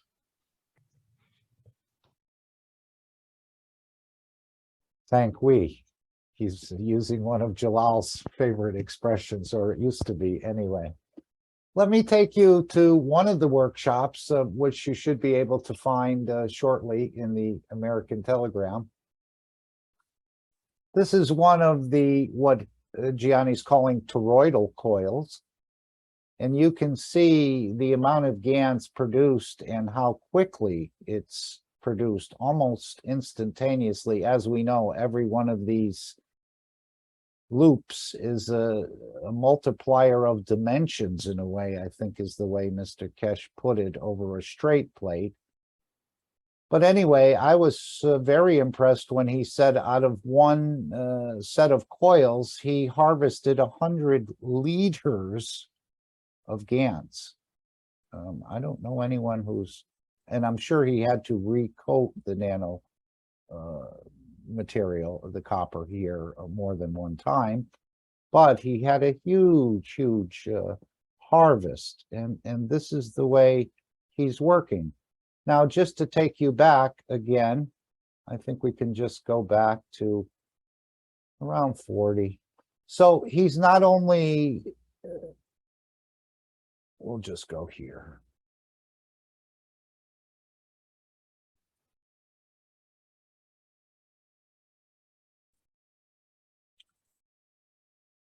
And of course, this is one of his templates he uses to actually create these coils. And we can just watch this for a minute. But again, I was very impressed, and I went out and bought some copper wire. My drill is connected over here. I bought a 20-foot piece of wire, even though I only really needed 10 feet. And I got so excited that I wound up the entire 20 feet, except whatever's showing here, almost all of it. You can see this is the first time I'm winding a coil on a rod. I made a mistake here. I should have backed it off and started again, but that was just the beginning, no problem. And then we wound the rest of it in a counterclockwise manner. So this was just, I found an old cabinet door in the basement, and I saw it had two holes. One I was feeding the wire out to begin with, then I took it out of there, but I just drilled through there, put the 4mm rod in there, and just wound up this 7-stranded wire, copper wire on it.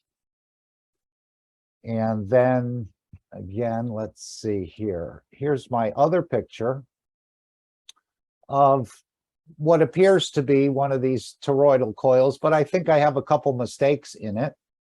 So I'm going to use it anyway. I'm nano coating it right now. But just to say, I would encourage everyone to look at these videos, because you'll find something in there in one of the areas that will sort of inspire you to want to replicate what's been done by Gianni. And I know he travels the countryside. I think he's going to be in South America at some point in the future, just sharing. He's done so many workshops and made so many things. And I'm sure he hasn't even shared 10% of some of the work that he's done with all of us. So this was my first toroidal coil. Of course, you have to sort of connect them together in a way. And we're going to play with this with a zinc plate. But that was my first coil. Obviously, it's not as professionally done as Gianni's. But let's just take a look in this video. And of course, you would wind Magrev coils and the like the same way. Okay, where is my... Let's see if it came up in back of this. Yes, it did. Sorry. All right, so let's go and see some of Gianni's work here, and you'll get a bigger understanding. And he explains it in a very beautiful manner. And also, he comes in and very humbly. He puts himself, as what Mr. Kesh says, lower than everyone else, it seems, in the meeting, yet he's carrying 100 times more knowledge than most of us. So I do appreciate that from Gianni as well, the humbleness, and he realizes that the knowledge doesn't belong to him, but is to be shared. And he's had many opportunities, I guess, to make big money, as we've seen some of the knowledge seekers do. Once they figured a little bit of this out or a little bit of that out, they go off and start selling things on the internet, and never even give back to the foundation. Well, Gianni has developed this ethos where all of his teaching, all of his work is given freely to anyone who'd like to receive it. So I want to thank you, Gianni, for that. But let me play a little bit of this, and you can see some of the way this is done by Gianni himself. And again, we're going to get these videos into at least the American Telegram, and then they can be transferred around the world to wherever. And again, I'm not saying that Gianni knows everything or whatever, but he certainly is willing to share, and he understands more about the plasma than I do. So I'm thinking I can learn a lot in the physical way. In other words, actually apply it and get results, which many of us don't do. We seem to talk and do other things, but not really practically apply it. And of course, Mr. Kesh says his favorite place is in the lab. That's where he feels at home. Mr. Kesh says this. This is where he feels truly at home. And I know Mr. Kesh hasn't been in the lab until, I guess, this Lintz, some of his lab was disassembled and so on and so forth. But this is where the work actually takes place. And again, we're using the matter state to reach the level of understanding of the soul of the man.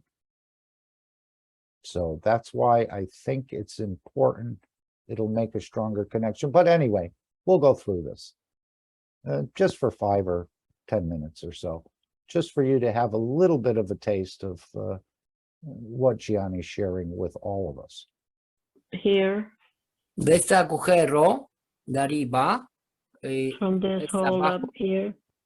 Tengo 36 centímetros.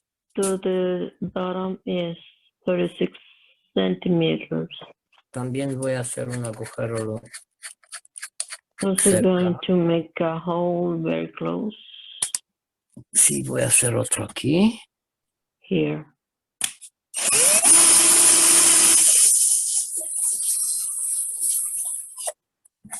Ok.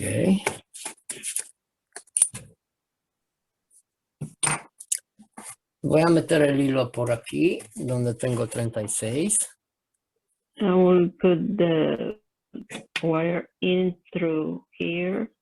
Y la bobina lo vamos a hacer en una barra de 4 milímetros de diámetro. And the coil will going to twist in 4 millimeters bar. Voy a meterlo por el primer agujero. I will introduce this here for the first hole. Ahora mido los 36 centímetros de aquí. Now I measurement the 36 centimeters from here.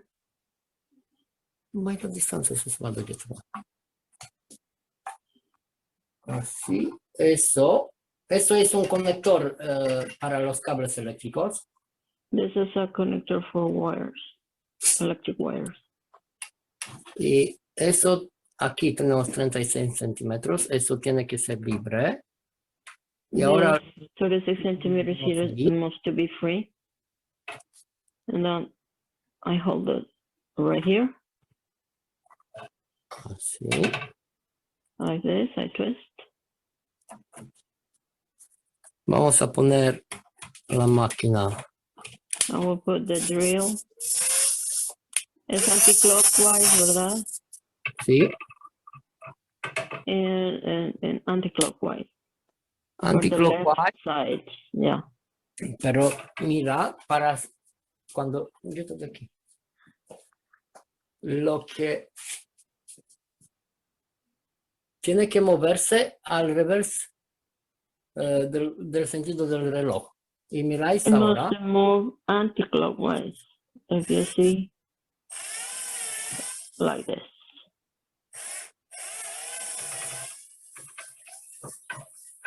Now, many of us have seen a coil being wound around a rod or different methods of doing that. But it's interesting what he's calling the toroidal coils. that are produced out of this winding. So we'll see that momentarily after he finishes. It takes a few minutes, but I just wanted everyone to see the type of work he's doing, whether it's making a tomato soup or winding a coil, detergents, lighting an LED light, and so on. He's really been very practical about working and getting results with the plasma. So I would encourage all of you to join I think tomorrow there'll be another teaching in the Spanish group. I don't know if Lily is here today. She may not be. She's been hosting for about a week straight there.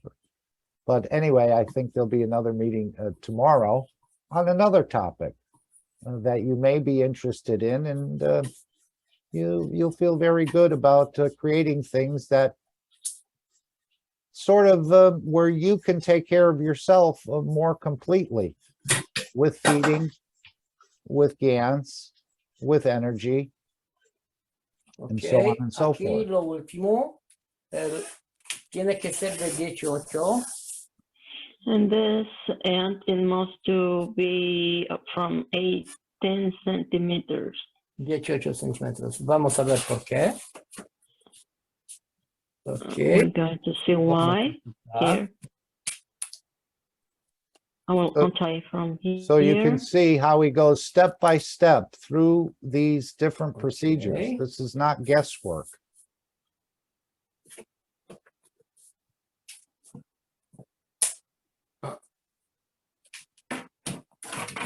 Ahora sí que podemos ver el reactor.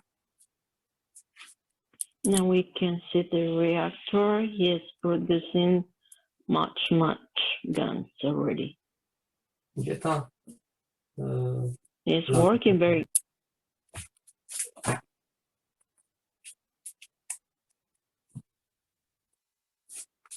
And so nice, Yanni. We can see very clear, yeah. It's working perfectly.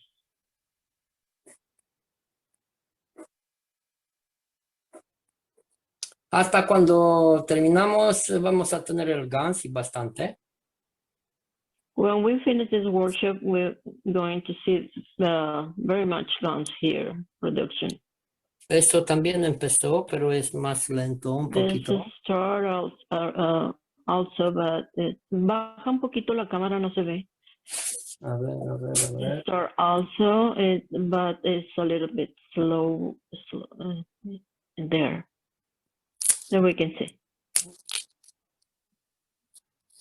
It started already, but slower.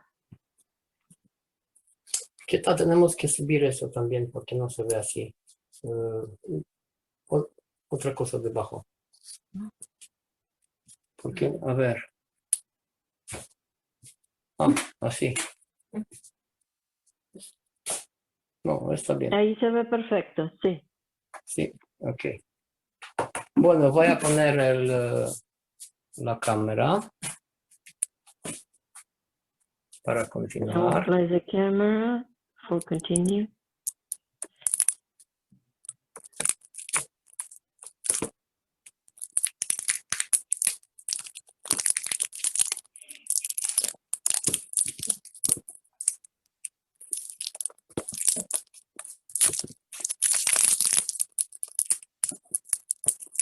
And I think we'll be using this technology when we do manifest in the matter state, at least on this planet, or perhaps elsewhere. We need to understand this more completely than we have been.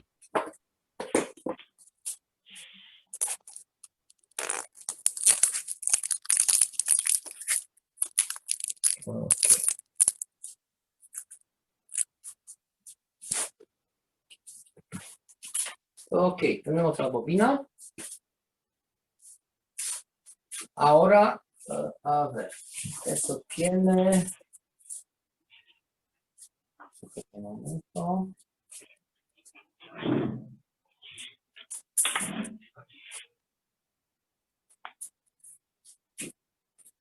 Esto tiene 72 centímetros.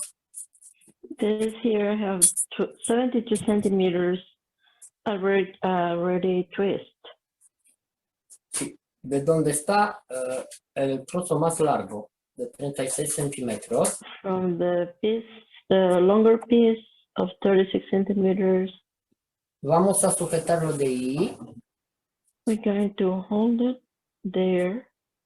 No lo vamos a Here. sujetar donde están las espiras, sino un poquito antes. No, from the spiral, it's a little bit before. También del otro lado donde tenemos 18, de aquí, Also in the other side, where we have 18 centimeters, lo vamos a estirar las 120 centímetros. I'm going to, no sé cómo se dice estirar, pull to 120 centimeters.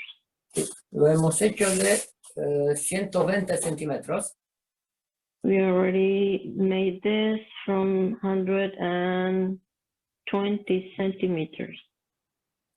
Ahora donde está el 36, vamos a tener 18 centímetros. And the side where we have the longer piece, we measure 18 centimeters. 18 centímetros? 18, sí. 18 centimeters. Y ahora lo vamos a estirar otra vez a 120. And now we pull again to make it of 120. Or 1 meter and 20 centimeters. Ok, ya lo tenemos. We ahora- have it already. Ahora, Now, ese que es el hilo que va al medio, al centro, this is the wire that we is going inside in the middle of this 18 centimeters. eso lo vamos a meter en la bobina por otro lado para cerrar. Esto es 36 centímetros, lo vamos a poner por el 18, ese trozo. We're going to put this into the 18 centimeters twist coil. This side is the longer piece, the wire that is in the coil. So he You put it struggles with in this a little bit. to That the just goes to middle of show this. inside. that it's a little bit trickier sometimes, but if you have patience, you this. can work through it.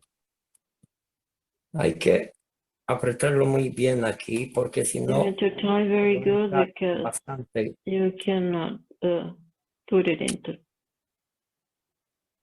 Así.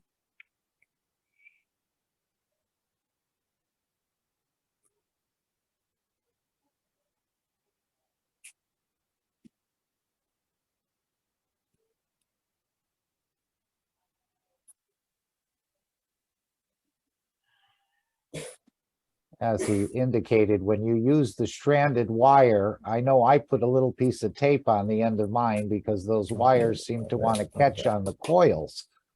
So they don't want to pass through so easy. So here now he's twisting them, try to make it tight enough so that none of them grab onto a coil and stop it from being fed back through.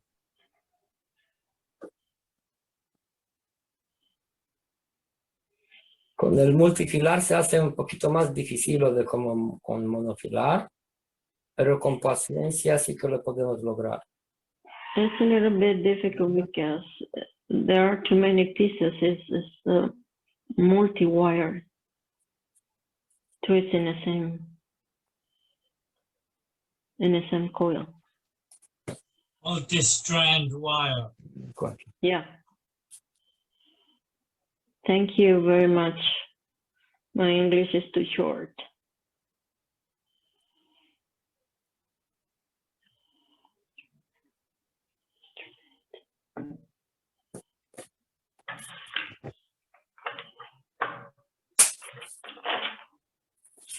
Now, once he feeds that wire through there, he's going to start wrapping the bigger piece of the coil counterclockwise around the smaller coil. And you'll see that demonstrated shortly.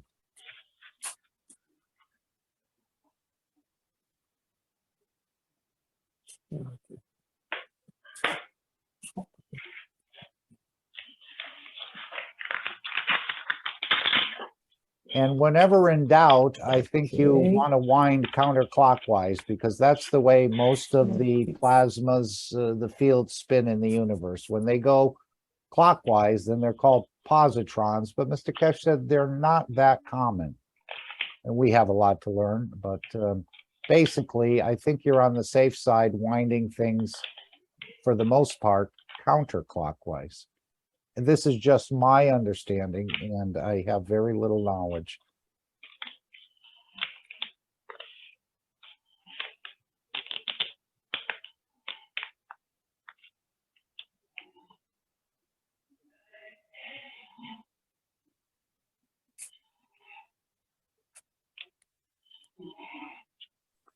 So yes, he has to fuss with it a little bit, unfortunately. Yeah, he's A little patience, we can make it.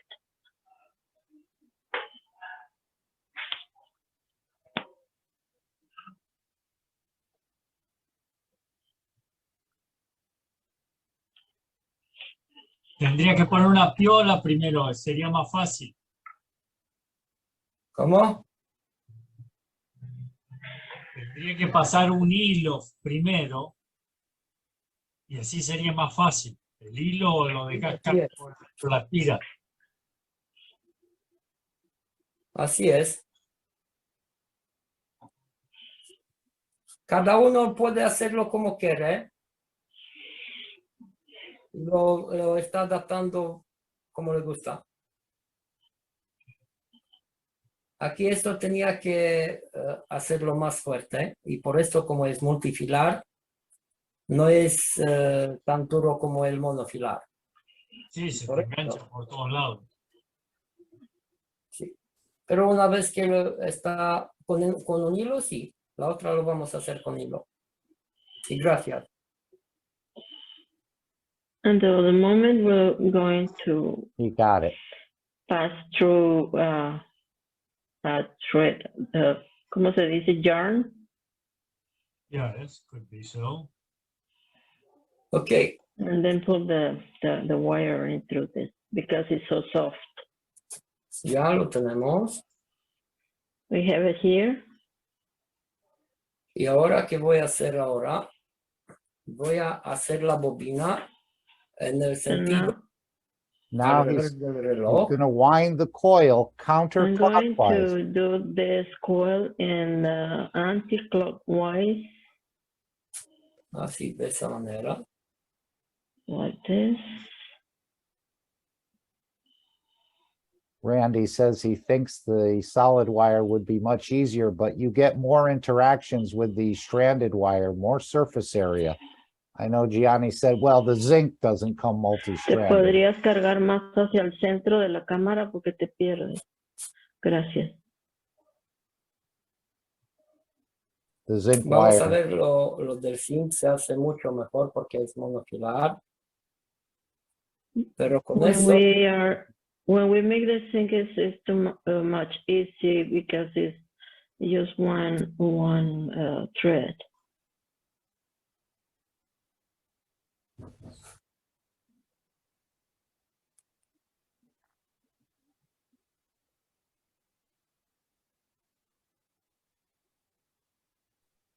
And Gianni has Querés usar also, la palabra apropiada es strand.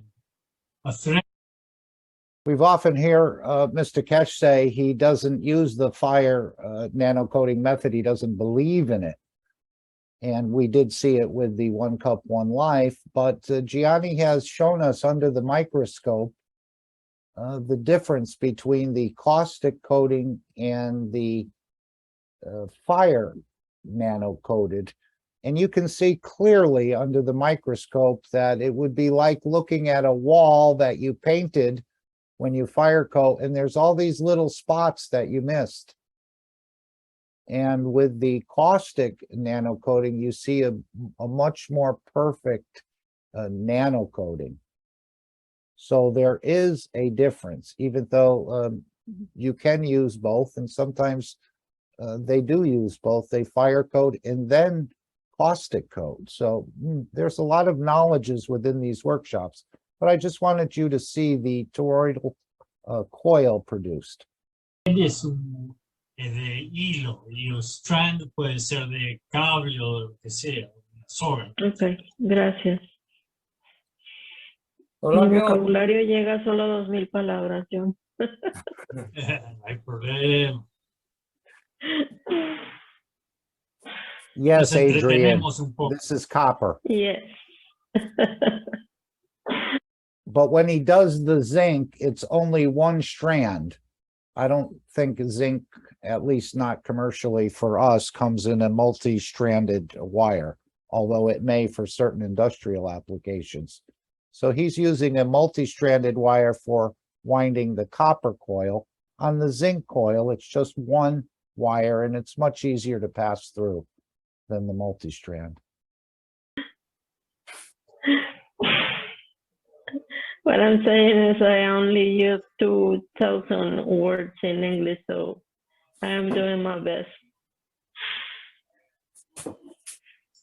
Bueno, dentro de poco también voy a hablar inglés, así que Sí, poco a poco. Wow, good. esto te sirve para aprender inglés a vos también, Jan. Sí, John, pero sabes que una cosa es hablar y otra es exprimirse en una lengua. Yes. Yo lo puedo hacer en rumano y en español por momento. Sí, lo sé.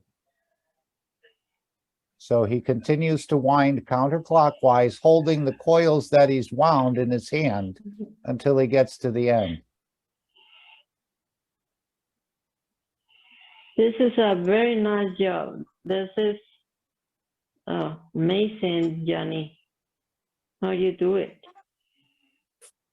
Ok, la bobina toroidal ya está hecha. Toroidal Coil. coil is already made. Y ahora And para now cerrarla, we'll voy a place hacer it. este trocito. Lo primero, voy a cerrar la bobina. I'm going to close the Ok. coil.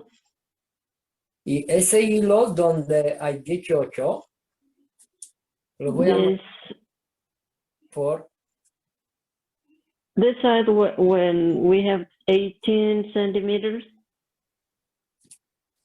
There. Lo voy a meter eso. I'm going to introduce this. Thread it through. Thread it through. Por este Just one agujero loop. de ahí. To this hole here.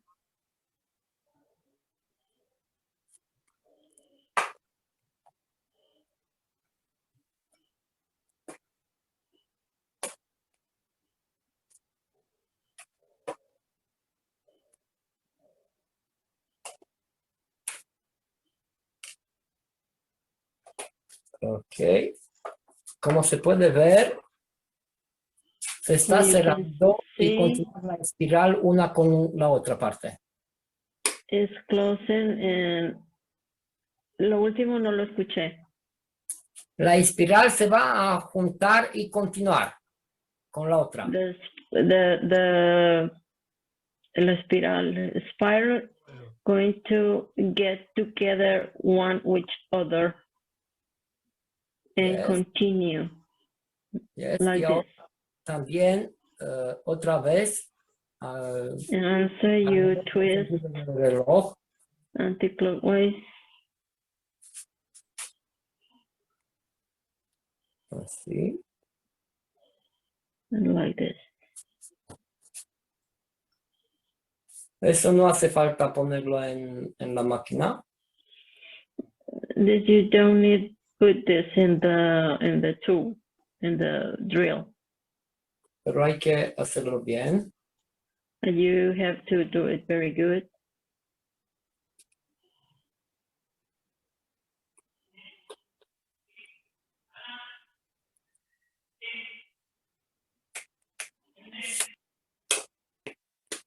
Ok.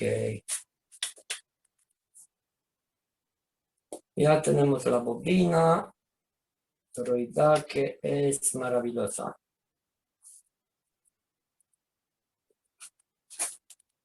¿Gianni lo hace con un soplete o en el horno de dentista? Con el suflete, John. So I just wanted you to see, I'm going to try it very soon, but as you can see, this is the result of using this sort of interaction, a large amount of GANs. And again, this is Gianni's touch on this. I think he was the one that developed it, or maybe someone else showed him this, but he's showing the rest of us this. So if you want to make a good amount of GANs and produce it for a while, you'll be able to continually extract out of the reactor. I see, Adrian, fields don't work like that. Believe what you see is your business. Would you like to add something, Adrian?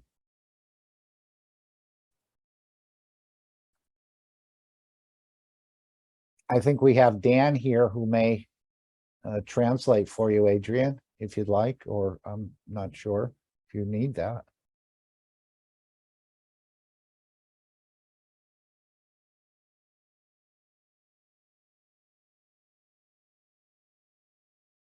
Okay, no problem. But I want to encourage everyone, again, from the car applications, automotive, to the agriculture, to the energy production, and to the health, and also feeding. We've noticed he's using quite a bit of just drops, of course, amino acids in his various drinks that he drinks, and the amount of food being consumed is much less. And again, I haven't tried it for myself, but it's all what you would want to do. And you may take this and put an additional, your own touch on it. So, okay, thank you very much, Adrian. I appreciate your being here and sharing your knowledge as well, even if it's on the silent level. Okay, Randy said that setup was for CO2 using a caustic nanoplate and a zinc plate. From seeing this, it is time to build a twisted system. Very good. Hello. Adrian, yes. I am support from my language and translation from English. How about Dan? Could Dan help us? Dan Ballas? I prefer to not, but Okay. if I force, I will obligate. Well, I can't twist your arm. My arms are not that far from the United States to Romania, so you choose. Nu ești obligat, Dan, să faci suport decât dacă vrei. This is the point. This with is the my point. consent or without my consent. I prefer not miss this. Okay. I didn't hear what was said, Dan. Could you say that slower so I could understand? Okay, I say I prefer not not translate, because when you don't have the, let's say, confirmation or approvement, it's nothing to do. Okay, I know we all take from this knowledge what our intellect allows us to take. Yes, Okay. I know, Mark, but I prefer not to do. Okay, we can the pass on translation. that. No problem. We can pass on that. Okay, thank you very much. Mark, și mulțumesc, Dan, dacă nu vrei să... Yes, Adrian. Mulțumesc, Dan, că nu vrei să participi. Mark, I'm missing from this group from money time. I'm missing from this group because I'm have a little problem personal. But in short period, I'm with you.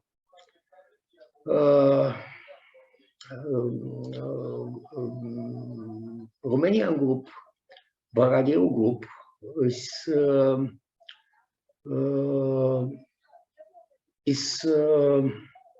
I don't know. Competition? No, Baradeu group is a short group at this moment. Because in Romanian is little problem because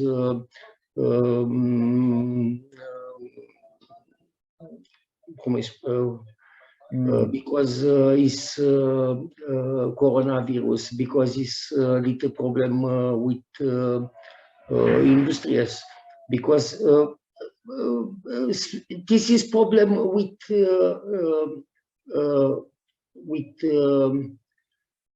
planet. Okay. I'm rewind in this group. Is Salamia still here? Would you like to? Oh, I don't see her now. No, I was going to ask her to translate, but no problem, Adrian. We're going to try to take what we can from what you say. Okay.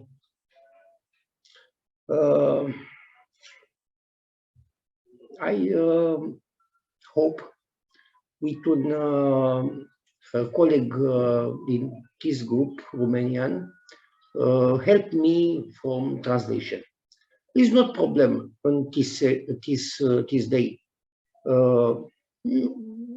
This is okay. My English is not good. My English is okay, and I'm understanding a language. But my not, Romanian is worse, so. yeah, okay. but not to speak English. Okay, I understand language. Yes. Okay. Thank you, Mark. Thank you. And next week I want to show for you. Sure. Little no problem. Okay. I don't know how say this. Okay. Little dissertation from this science case. No problem. I am the fine from this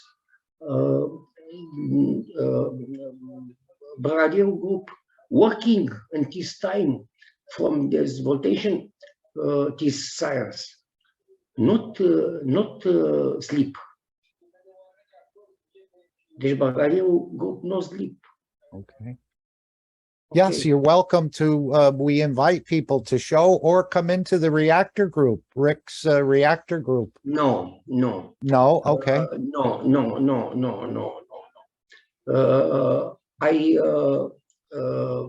like speak in this group. Okay. No. Reactor group is not okay because have money problem. We all do. Is my opinion. Yes. No, I sense a little professional jealousy in a way. It's almost like having two preachers where one has a big congregation and the other one has a small one. And the small congregation wants to grow and is a little jealous of the other ones. But if we're going to move into the one planet, one nation, one race, we certainly have to accommodate each other, as I understand it. This is, yes, you speak very good. One Russian or national planet. Yes, it's very good. this concept is for my equipe is okay. And what I said earlier, what I heard Mr. Kesh say, nobody's wrong and nobody's 100% right. Yes, you are right. Correct. Mr. Kesh is right. I'm just repeating what I heard him say, and it made a lot of sense to me.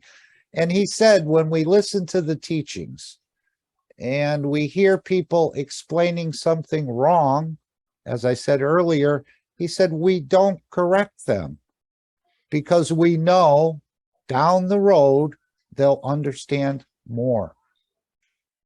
Yes, is correct. You say at this moment. Mark, sorry, next week I want to share for you many Beautiful. Many. Beautiful. Thank you. We don't give out any prizes here, so nobody's going to win a prize. Look, Mark, for next week is only realization from radio team. Only is not exception from other group. No problem. We're all adding to the knowledge as I understand it. And nobody's carrying the full knowledge except Mr. Kesh. And excuse me from you, from what people present here, from my missing and lost. No problem. No problem. You're here on the soul level. I understand. Okay. That's fine. I'm sure you think about many things on the energy level, and that's how we're there. As we saw the man in the unit say he wished, or he used his thoughts and his emotions to transfer to the wife. Yeah. With my equipe, I'm resolve the production of hydrogen. I'm resolve the production of energy, and with accord with my equipe, you show you this realization. Thank you. Thank you. Mulțumesc mult. Thank you very much. And as we heard Mr. Kesh say, that basically this is a trick in a way. We're just using this to bring you to the next level, but I think there's more to it. But I was very surprised to hear Mr. Kesh say that about the GANs and about this. It's just a gimmick, he said in another instance, meaning like a trick. You know, the car dealer says we're giving away free cars, so everybody rushes down there to get a free car. But what he gives you is a little toy car. It's still a car, but it's a gimmick to get you into the dealership in a way. But Mr. Kesh says that I think we're using, again, we use the matter state to reach the level of understanding of the soul of the man. So this is an interaction. You could have one of the soul of physicality and one of the soul of the man, and you can see the fields created. And this is what Mr. Kesh has been telling us we need to practice, those interaction of the souls. And so this is how I'm seeing it, at least partially. But we look forward to your showing as well. We're accommodating each other. We're not competing with each other.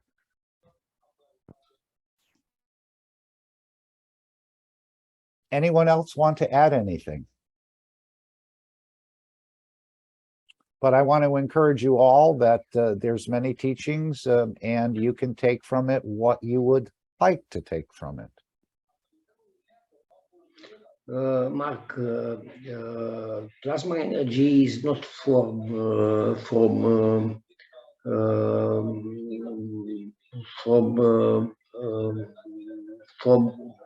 humanity, because humanity not understand plasma energy. plasma energy is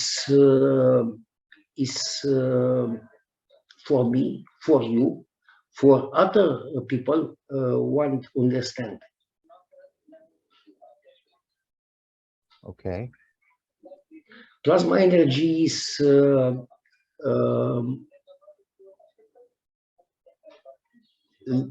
potential at this humanity with his understand. Plasma energy is not for all. Plasma energy, his Mr. Hesh say is you need to understand plasma energy.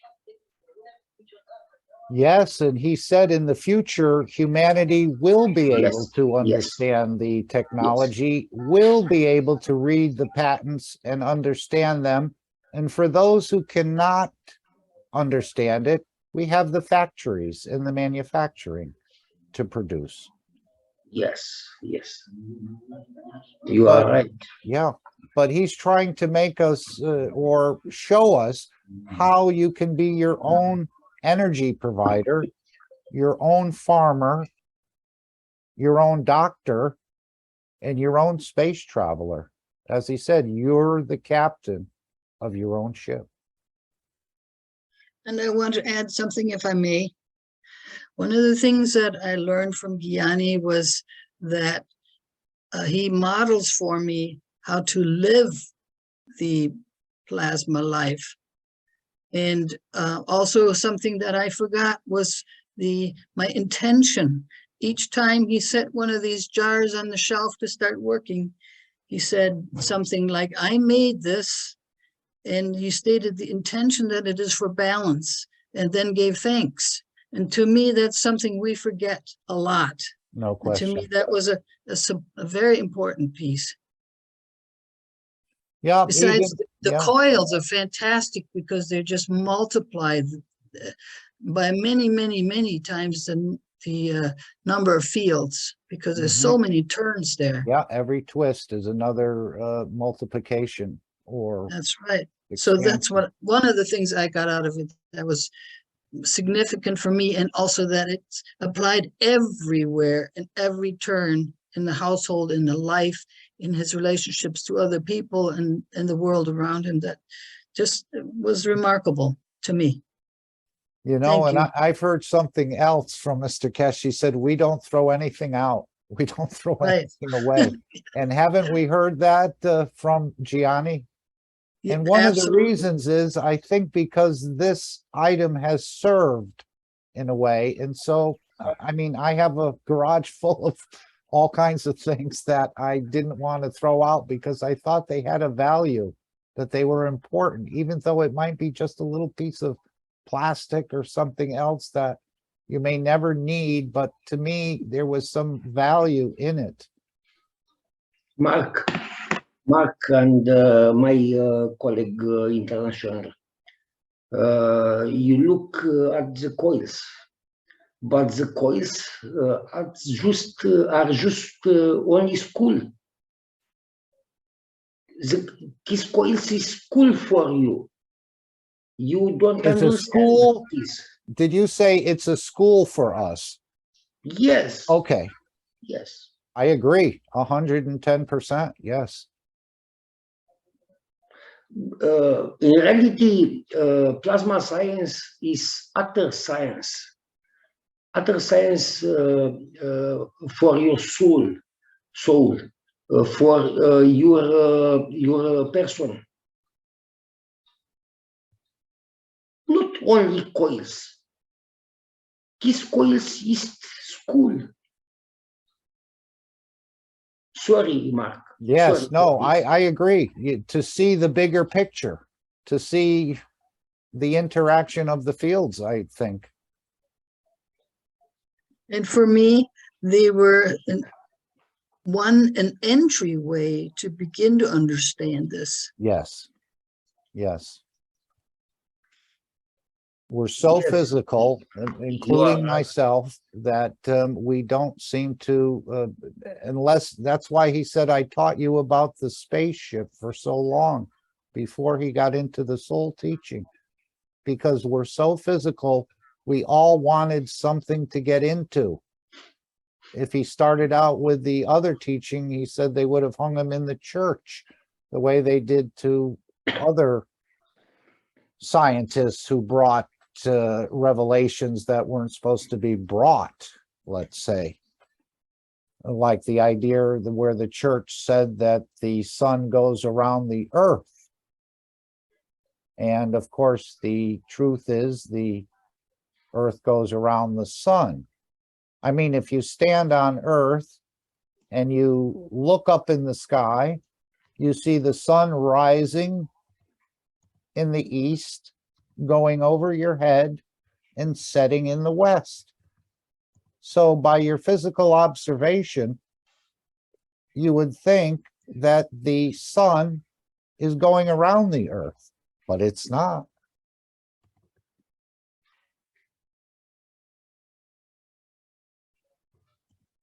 So we're all on different paths of, I mean, we're all growing into the knowledge.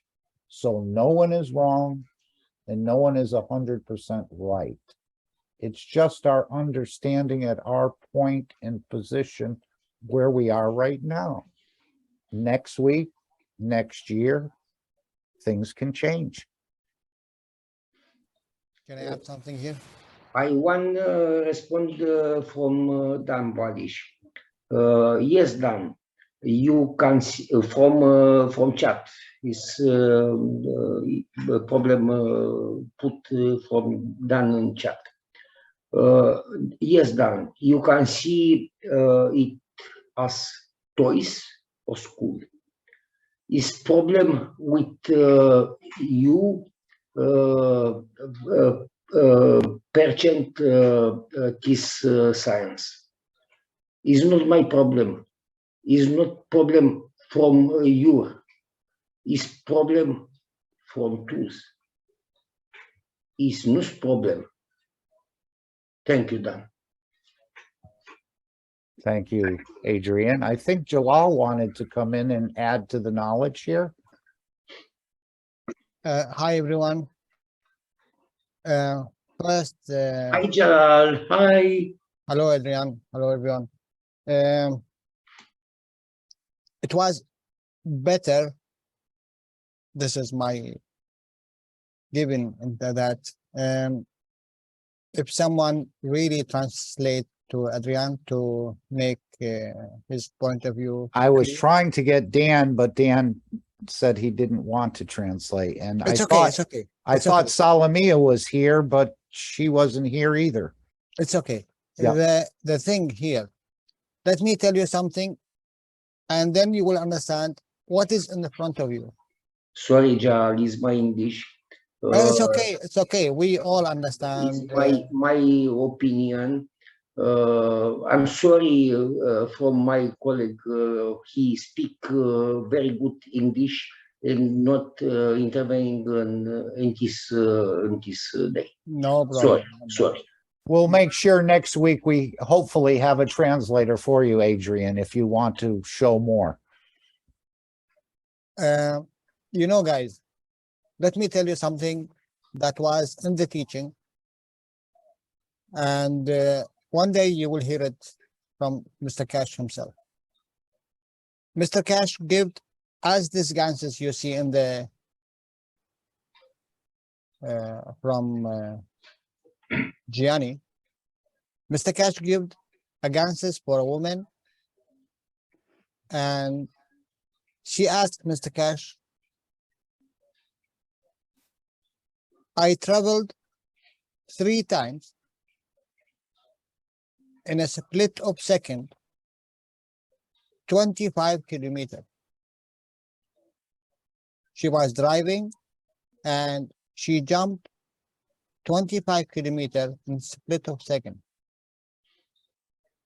And he said, and she said, can you please explain why? And then he said, In the time, I will explain to you, not now. So he continued teaching, and then she understand what's happening, and she said, now I understand what that means. Why I jumped from this point to this point in that speed. With the car. With the car, yes. Okay. And she told him, you give me 2 reactors of 1 CO2 and 1 CO.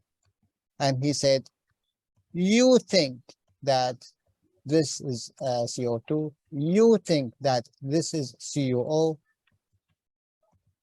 This is what I made for you, contain my wish in it, for you to achieve what you wanted. And the beauty, what she was wanted in that time and that moment, that she drive so quick for her husband. So please understand what it was the condition of this woman and what was the condition, what Mr. Cash delivered for her. It's not anymore ganses. My dear friends, it's a magic box. Every atom of this, it is a magic box. What is your attention you put in it? It's your soul. It's an empty cup. Your attention, what you want to put it in. But in reality, this do not work for you. It works for the others, because it have a different field strength. And when you wish something, the most beautiful thing, when you add this wishing and that ganses, and you give it for the person without telling him what you put there, because it's a soul. When that man or that person sincerely want thing with this his mind and with his attention, this ganses will apply. Whenever, he said, whenever you need, not need by talk, need by feelings. And this ganses will apply. Whatever you need is, and how many times, he said, the ganses will never harm you. It will give you what you need, and it will take what you don't need. Jalal, Yes. Look, the bigger the field of guns, you get result, but beware of deserted guns. The guns in humidity is low with power. Guns deshydrated is very good from your application. This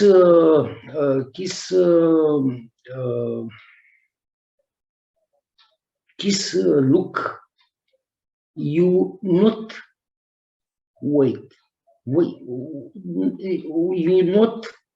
not help me please, Dan. Voi nu ați văzut lucrul ăsta. You don't see these things. Mulțumesc, Dan. Say again, Dan, please. She's saying with the dry guns. Okay. About the drying guns have the different strength.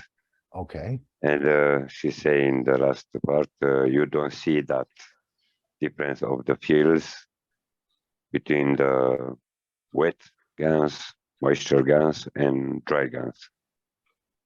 The energy from this type of GANs is very strong. You are very much satisfaction from these GANs when your GANs is discredited. Thank you. Sorry, Jar. Don't be sorry. Nothing is wrong in everything you Right. understand. This is what we have to understand, that everyone sees this a little bit different, just like the color red, as he explained. Jalal may see it in one shade of red. I may see it in another shade of red. Another person will see it a different way. You know about the genie in the, what you call it, in the lamp? In the bottle, yeah. In the bottle? All of you know about this genie in the bottle. Every single one of these ganses, it's a bottle. You put the genie in, but it do not work for you. It works for the others. Because you are already stronger than this. You are already stronger than this bottle. I hope you understand it, really. It's not about the ganses. The ganses is a bottle. What kind of bottle? My wish is my command. That's all. Yes, but what about if you put your wishes in this bottles? That's what Sander used to say. When you drain out the water, add new water, shake it and add good intentions. From the beginning, before you work, you need to have this. Pray for what he said. Pray for your child 20 years before you make it. So this is your child, in a way of understanding. So before you do it, you need to make it, think good and do good and even speak good, because this is you inside these cancers. And for them to take and whatever they need from it, when they accept it and work for them, then what you added there as a soul, it will be getting reverse back for you.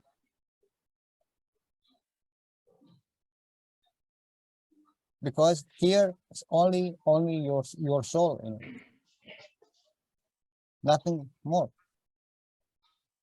So what kind of soul you want to put in? Diane says, thank you, Jalal, for sharing the magic. And she puts a rainbow at the end of it. Very nice. Elizabeth says, physical application. Jalal, can you explain what happens inside the reactor? Use the QUIMIC cumic table. Maybe use cup 1 to explain. I didn't understand the question, please. I know, I don't understand it either. Maybe use the periodic. Sorry. No, it's okay. Okay. Thank you, Jalal, and everybody for coming. Jalal, I have a little preoccupation. Maybe that's you. Can you explain what happened inside the box when you put one, for example, use cup 1 for you explain the relationship, and when you change the metals, for example, for example, you change the zinc, nano or non-nano, use the table for, I'm sorry, I don't explain more. Do you understand me, no? What is my thing? Okay. My point? Let me give you one thing, and then you can add from your knowledge. Yes, for all, for knowledge to all, because you change all copper or zinc or whatever is inside the box. You change all condition. This is, I make it a GANs. You attract the GANs, yes, but what GANs? Okay, Okay, thank you. I You will ask understand you. me. I will ask Thank you a question, and then you will answer yourself. All of us know. I'm sorry. I have the answer.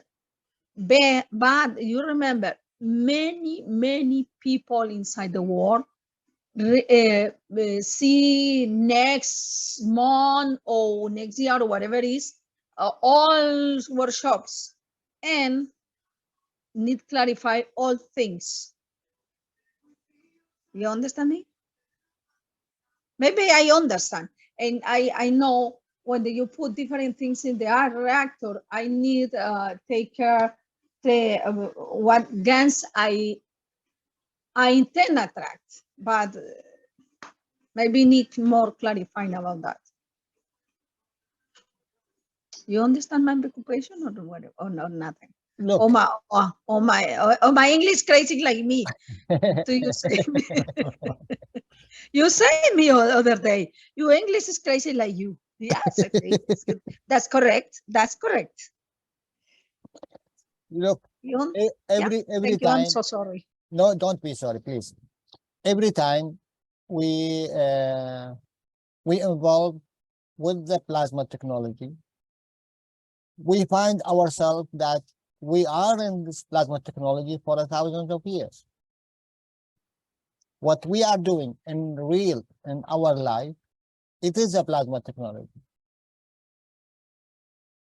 How you transfer what you are doing every second of your life in your body or outside your body in the interaction with another entities, you can mimic it with what you have here, the gravitational and the magnetical field of any entity. How much you want to give magnetically and how much you want to take gravitationally, and how much you change the condition of creation. What is the difference between all the children of this world? Nothing. All of them created out of interaction of a mother and a father. Every one of them, it's a plasma. Every one of them have different kind of strength in this plasma. A child come out of love, a child come out of rape, a child come out of whatever it is.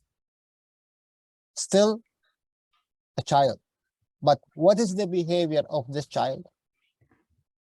It's due to what is the condition which created this child. A child created here on earth, now we are going higher. A child created here on earth, a child created in space, a child created in the moon, a child created in Mars or in another universe. It's the same, but it have different action, different intelligence, different converting energy to another energy. Now you are right. You are right, Jar. You are right. Very right. So what you are using as a CO2 box, what you are using as a cup of the man or universal cup or twin cup, or this is all a condition for these gases to behave. What you want and how strong is this gases, or how weak is this gases to convert. It's a tool, as you said, Adrian. It's a school, as you say. It's a bus. It is a empty cup. It is a bottle. It is a plane. It is whatever you want to put a name. What is insight and the capacity of this entity now, this is what you are creating due to your knowledge. I want these gases to help me in, let's say, convert a DC to AC. And this is all of us want to do, as you know, as converting the ray of the sun to an AC, which we wanted in our home. Or we convert this water to a methane gas. Or converting, it's all what we are doing is taking this sort of energy in this condition to change it to this condition for our benefit. This is all what we are doing. And we do it every second of our life. We take the air, we change the energy of it, we put it out. We take the food, we change the energy of it, and we put it out. We take even this body, we use it, and we put it out. For what? All of these, what we are doing, only to elevate what is inside us. What is inside us? It is the soul of the man. Mark, Gerald, plasma science is not for all. Not for all? Is not for all. Is plasma science is one science from people what understand this science. Is not for all. But it's for the cats, it's for the insects, it's for the vertical people, it's for every soul on this planet. Yes. And in space. No, wait. Every entity working with the plasma. They are working with the plasma. Not human is not working with the plasma. Jalal, not only entity work on plasma. Not only entity work on plasma. Not only people understand plasma. This is a little problem from this. Okay? This is, my dear Adrian, this is a knowledge of trillions of years. So you're gonna learn it today or tomorrow or after tomorrow. So it is for everything, and it's work for everyone, and it is the energy of the whatever exists. It's for the elevation of the entire creation. Yes, I am according from your opinion. Yeah, I mean, you don't think the creator makes mistakes? It's called mankind. Yes. This is normal. This is exist. This is decision from people. But look, not exist this from only people. Is my opinion. We really need a translator, Adrian, for your true thoughts to come through. I don't think we're getting the full understanding of what you're trying to impart to us without a translation. But you're doing very, very well. It's a problem with my equipe. No problem. Next week, you can revisit this if you'd like. And hopefully, one of the Romanian speaking can translate for you. But if Yes. not, that's okay too. We receive at the soul level. Yes, my English is not good. Yes. It's very good. I mean, it's very good. Okay, it's late for me. No problem. I love you guys. I love you. Is viața mea, nu știu cum se spune. Is my life with you. But I'm going on the bed. Thank you very much for sharing. We haven't seen you. You felt like talking. You see what he's doing? He give us the life and he go to his wife. To bed. Okay. Okay. You felt like talking. It's very good. This science is science from this planet. This science is I speak from cash science, not speak from water science. This science is okay from this planet. Mr. Kish speak from this science. Science what is okay from this planet. Science what is okay from you. For the children of this planet. Yes, yes. This science is future from this planet. Okay, sorry for my English. No problem. I'm glad you're here. Sorry. I don't spend Right. And as we've seen, a lot of this is being gifted to us.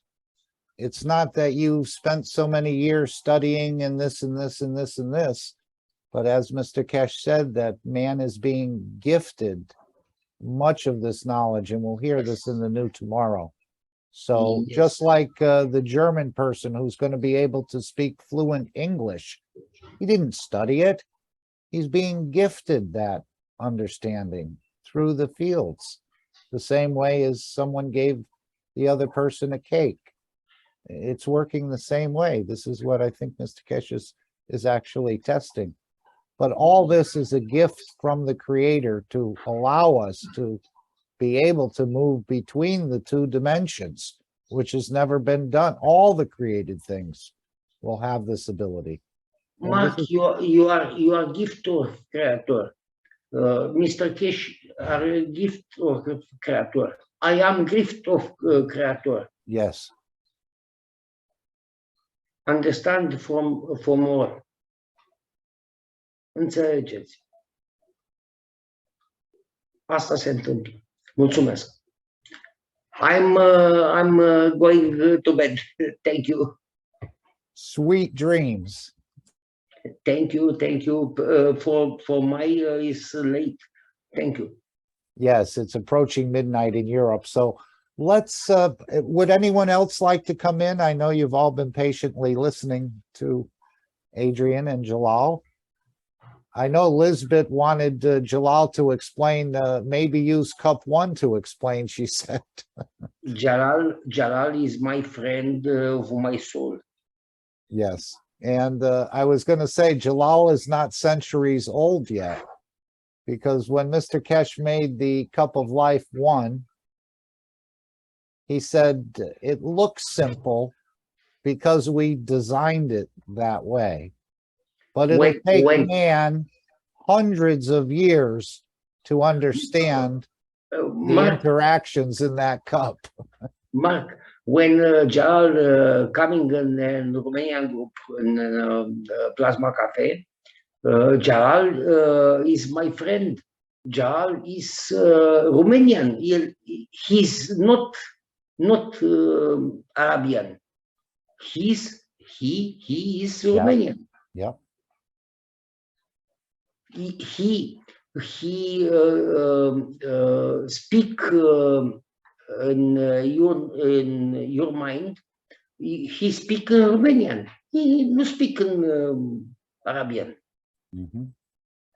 I will Yeah. send you my picture to make me a pass. Okay. Well, when we don't see the physicality, what do we see? We see a star in the other soul. So I think this is the point we're getting to, whether you're looking at the insect, the plant, the tree, try to see not so much the physicality, which fools us, but that there's a star in the other soul.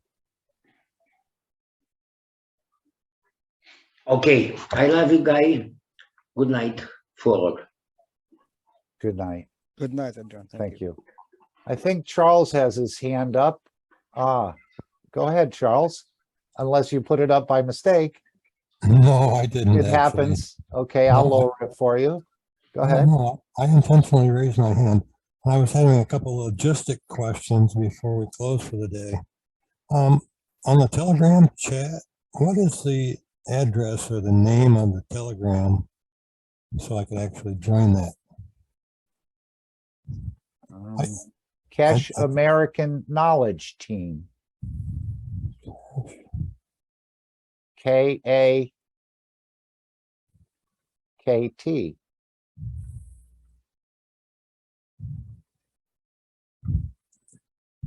Okay. Well, we welcome you, and hopefully you'll enjoy it and participate more. And the other question I had was, is this program actually viewable after it's been recorded? Well, I think Ed, Ed, are you still with us? He usually puts it in his YouTube channel. I think sometimes the edited version where Mr. Kesh comes in and Ed edits it. Yes, that is correct. Okay, go ahead, Ed. Do you want to put your link in the chat so others could take advantage? But we always post the meeting in the Telegram group, so you can review it if you'd like, Charles. Yes. And is the ID number the same for every Sunday? Yes. Okay. And the only change will be in the time when we turn the clocks back. I think we turn the clocks back in the United States first, and then Europe, instead of being 6 hours ahead of us, they become 5 hours ahead of us. And in the Kesh Foundation, we always key off of Central European time. So when that change happens, I think a week or 2 weeks goes by before we get back into sync again. So you may find the meeting starting, again, it still starts at 7 p.m. CET time or CEST. But when the clocks change, then that throws everything off an hour. So we'll probably start at 2 p.m. rather than 1 p.m. in the United States. But we'll put that in the Telegram. Very good. Thank you. Thank you. I'm glad you've Hello, found us. Mark, Yes, Elizabeth. I put at the chat the link for join with the KAKT Telegram chat. Oh, okay. So Charles, you can, Uh-huh. I guess that link is the link to join. I'm not really great with the computer at all, as you can see. No, I put now at the chat, the Zoom chat. Oh, yeah, I see it. I see it. Thank you. Okay. You're welcome. Thank you very much. Everybody welcome. You know, Mark, I Yes. think I just understand what Elizabeth put in the chat the Okay. question. All right. It was, what happened inside the reactor used the periodic table. You remember the teaching of Mr. Cash in that time when he explained what's happened in real in the one cup, in the cup one, what's happening, Okay. what you are creating. Mhm. I just remember him saying that it would take man centuries to understand yes. I mean, there's more than one interaction, more than two, more than Yes. 10, more And than 50. what is the element? What is the element which it's produced there in the cup? Now I understand her question. But maybe next week we can Sure, bring it. sure. Thank you, Jalal, for adding to the knowledge. Now, Thomas has put in the link to his YouTube channel. And I don't know if Elizabeth wants to put in the link to the Spanish channel as well, if you have it. Do you have a YouTube website, I believe, for the Spanish community? And this is I am fine now. okay, and you can pick up Gianni's teachings in that Spanish group because most of them are posted there. And again, I think it's a beautiful. Yes, in the past and the future, yeah. Yeah, I think it's a beautiful sharing, and you'll find something that you'd like to try or like to test or would like to replicate. Perhaps it's only mayonnaise, plasmatic mayonnaise. That doesn't need to be refrigerated, as I understand it, unless I'm wrong. It does have an egg in there, and but with the plasma water and everything, it creates a condition where it doesn't spoil.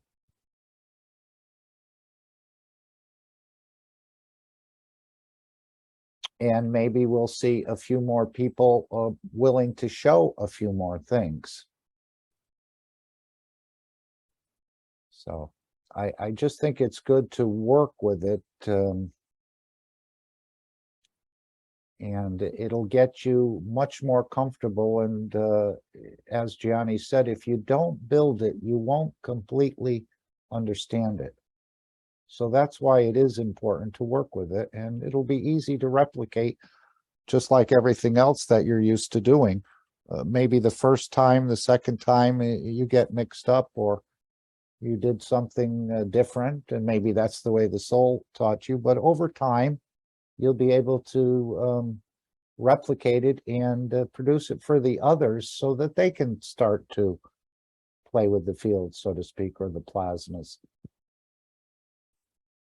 which again is really foreign to most people. They need to see it, smell it, touch it, hear it, taste it. Otherwise, it's just not real. But we're realizing that the fields are the reality and the matter state is more the illusion. Thank you. Thank you, Jalal. Good night. Okay, so I'm going to play the New Tomorrow, which is a whole new project or a project that the creator's been working on for a long time. He said this has taken a long time to get to this point, but we're much closer than anyone could realize, even those in the universal community, that will all be able, all the created things will start to move or understand how to move between the dimension of energy and the dimension of physicality.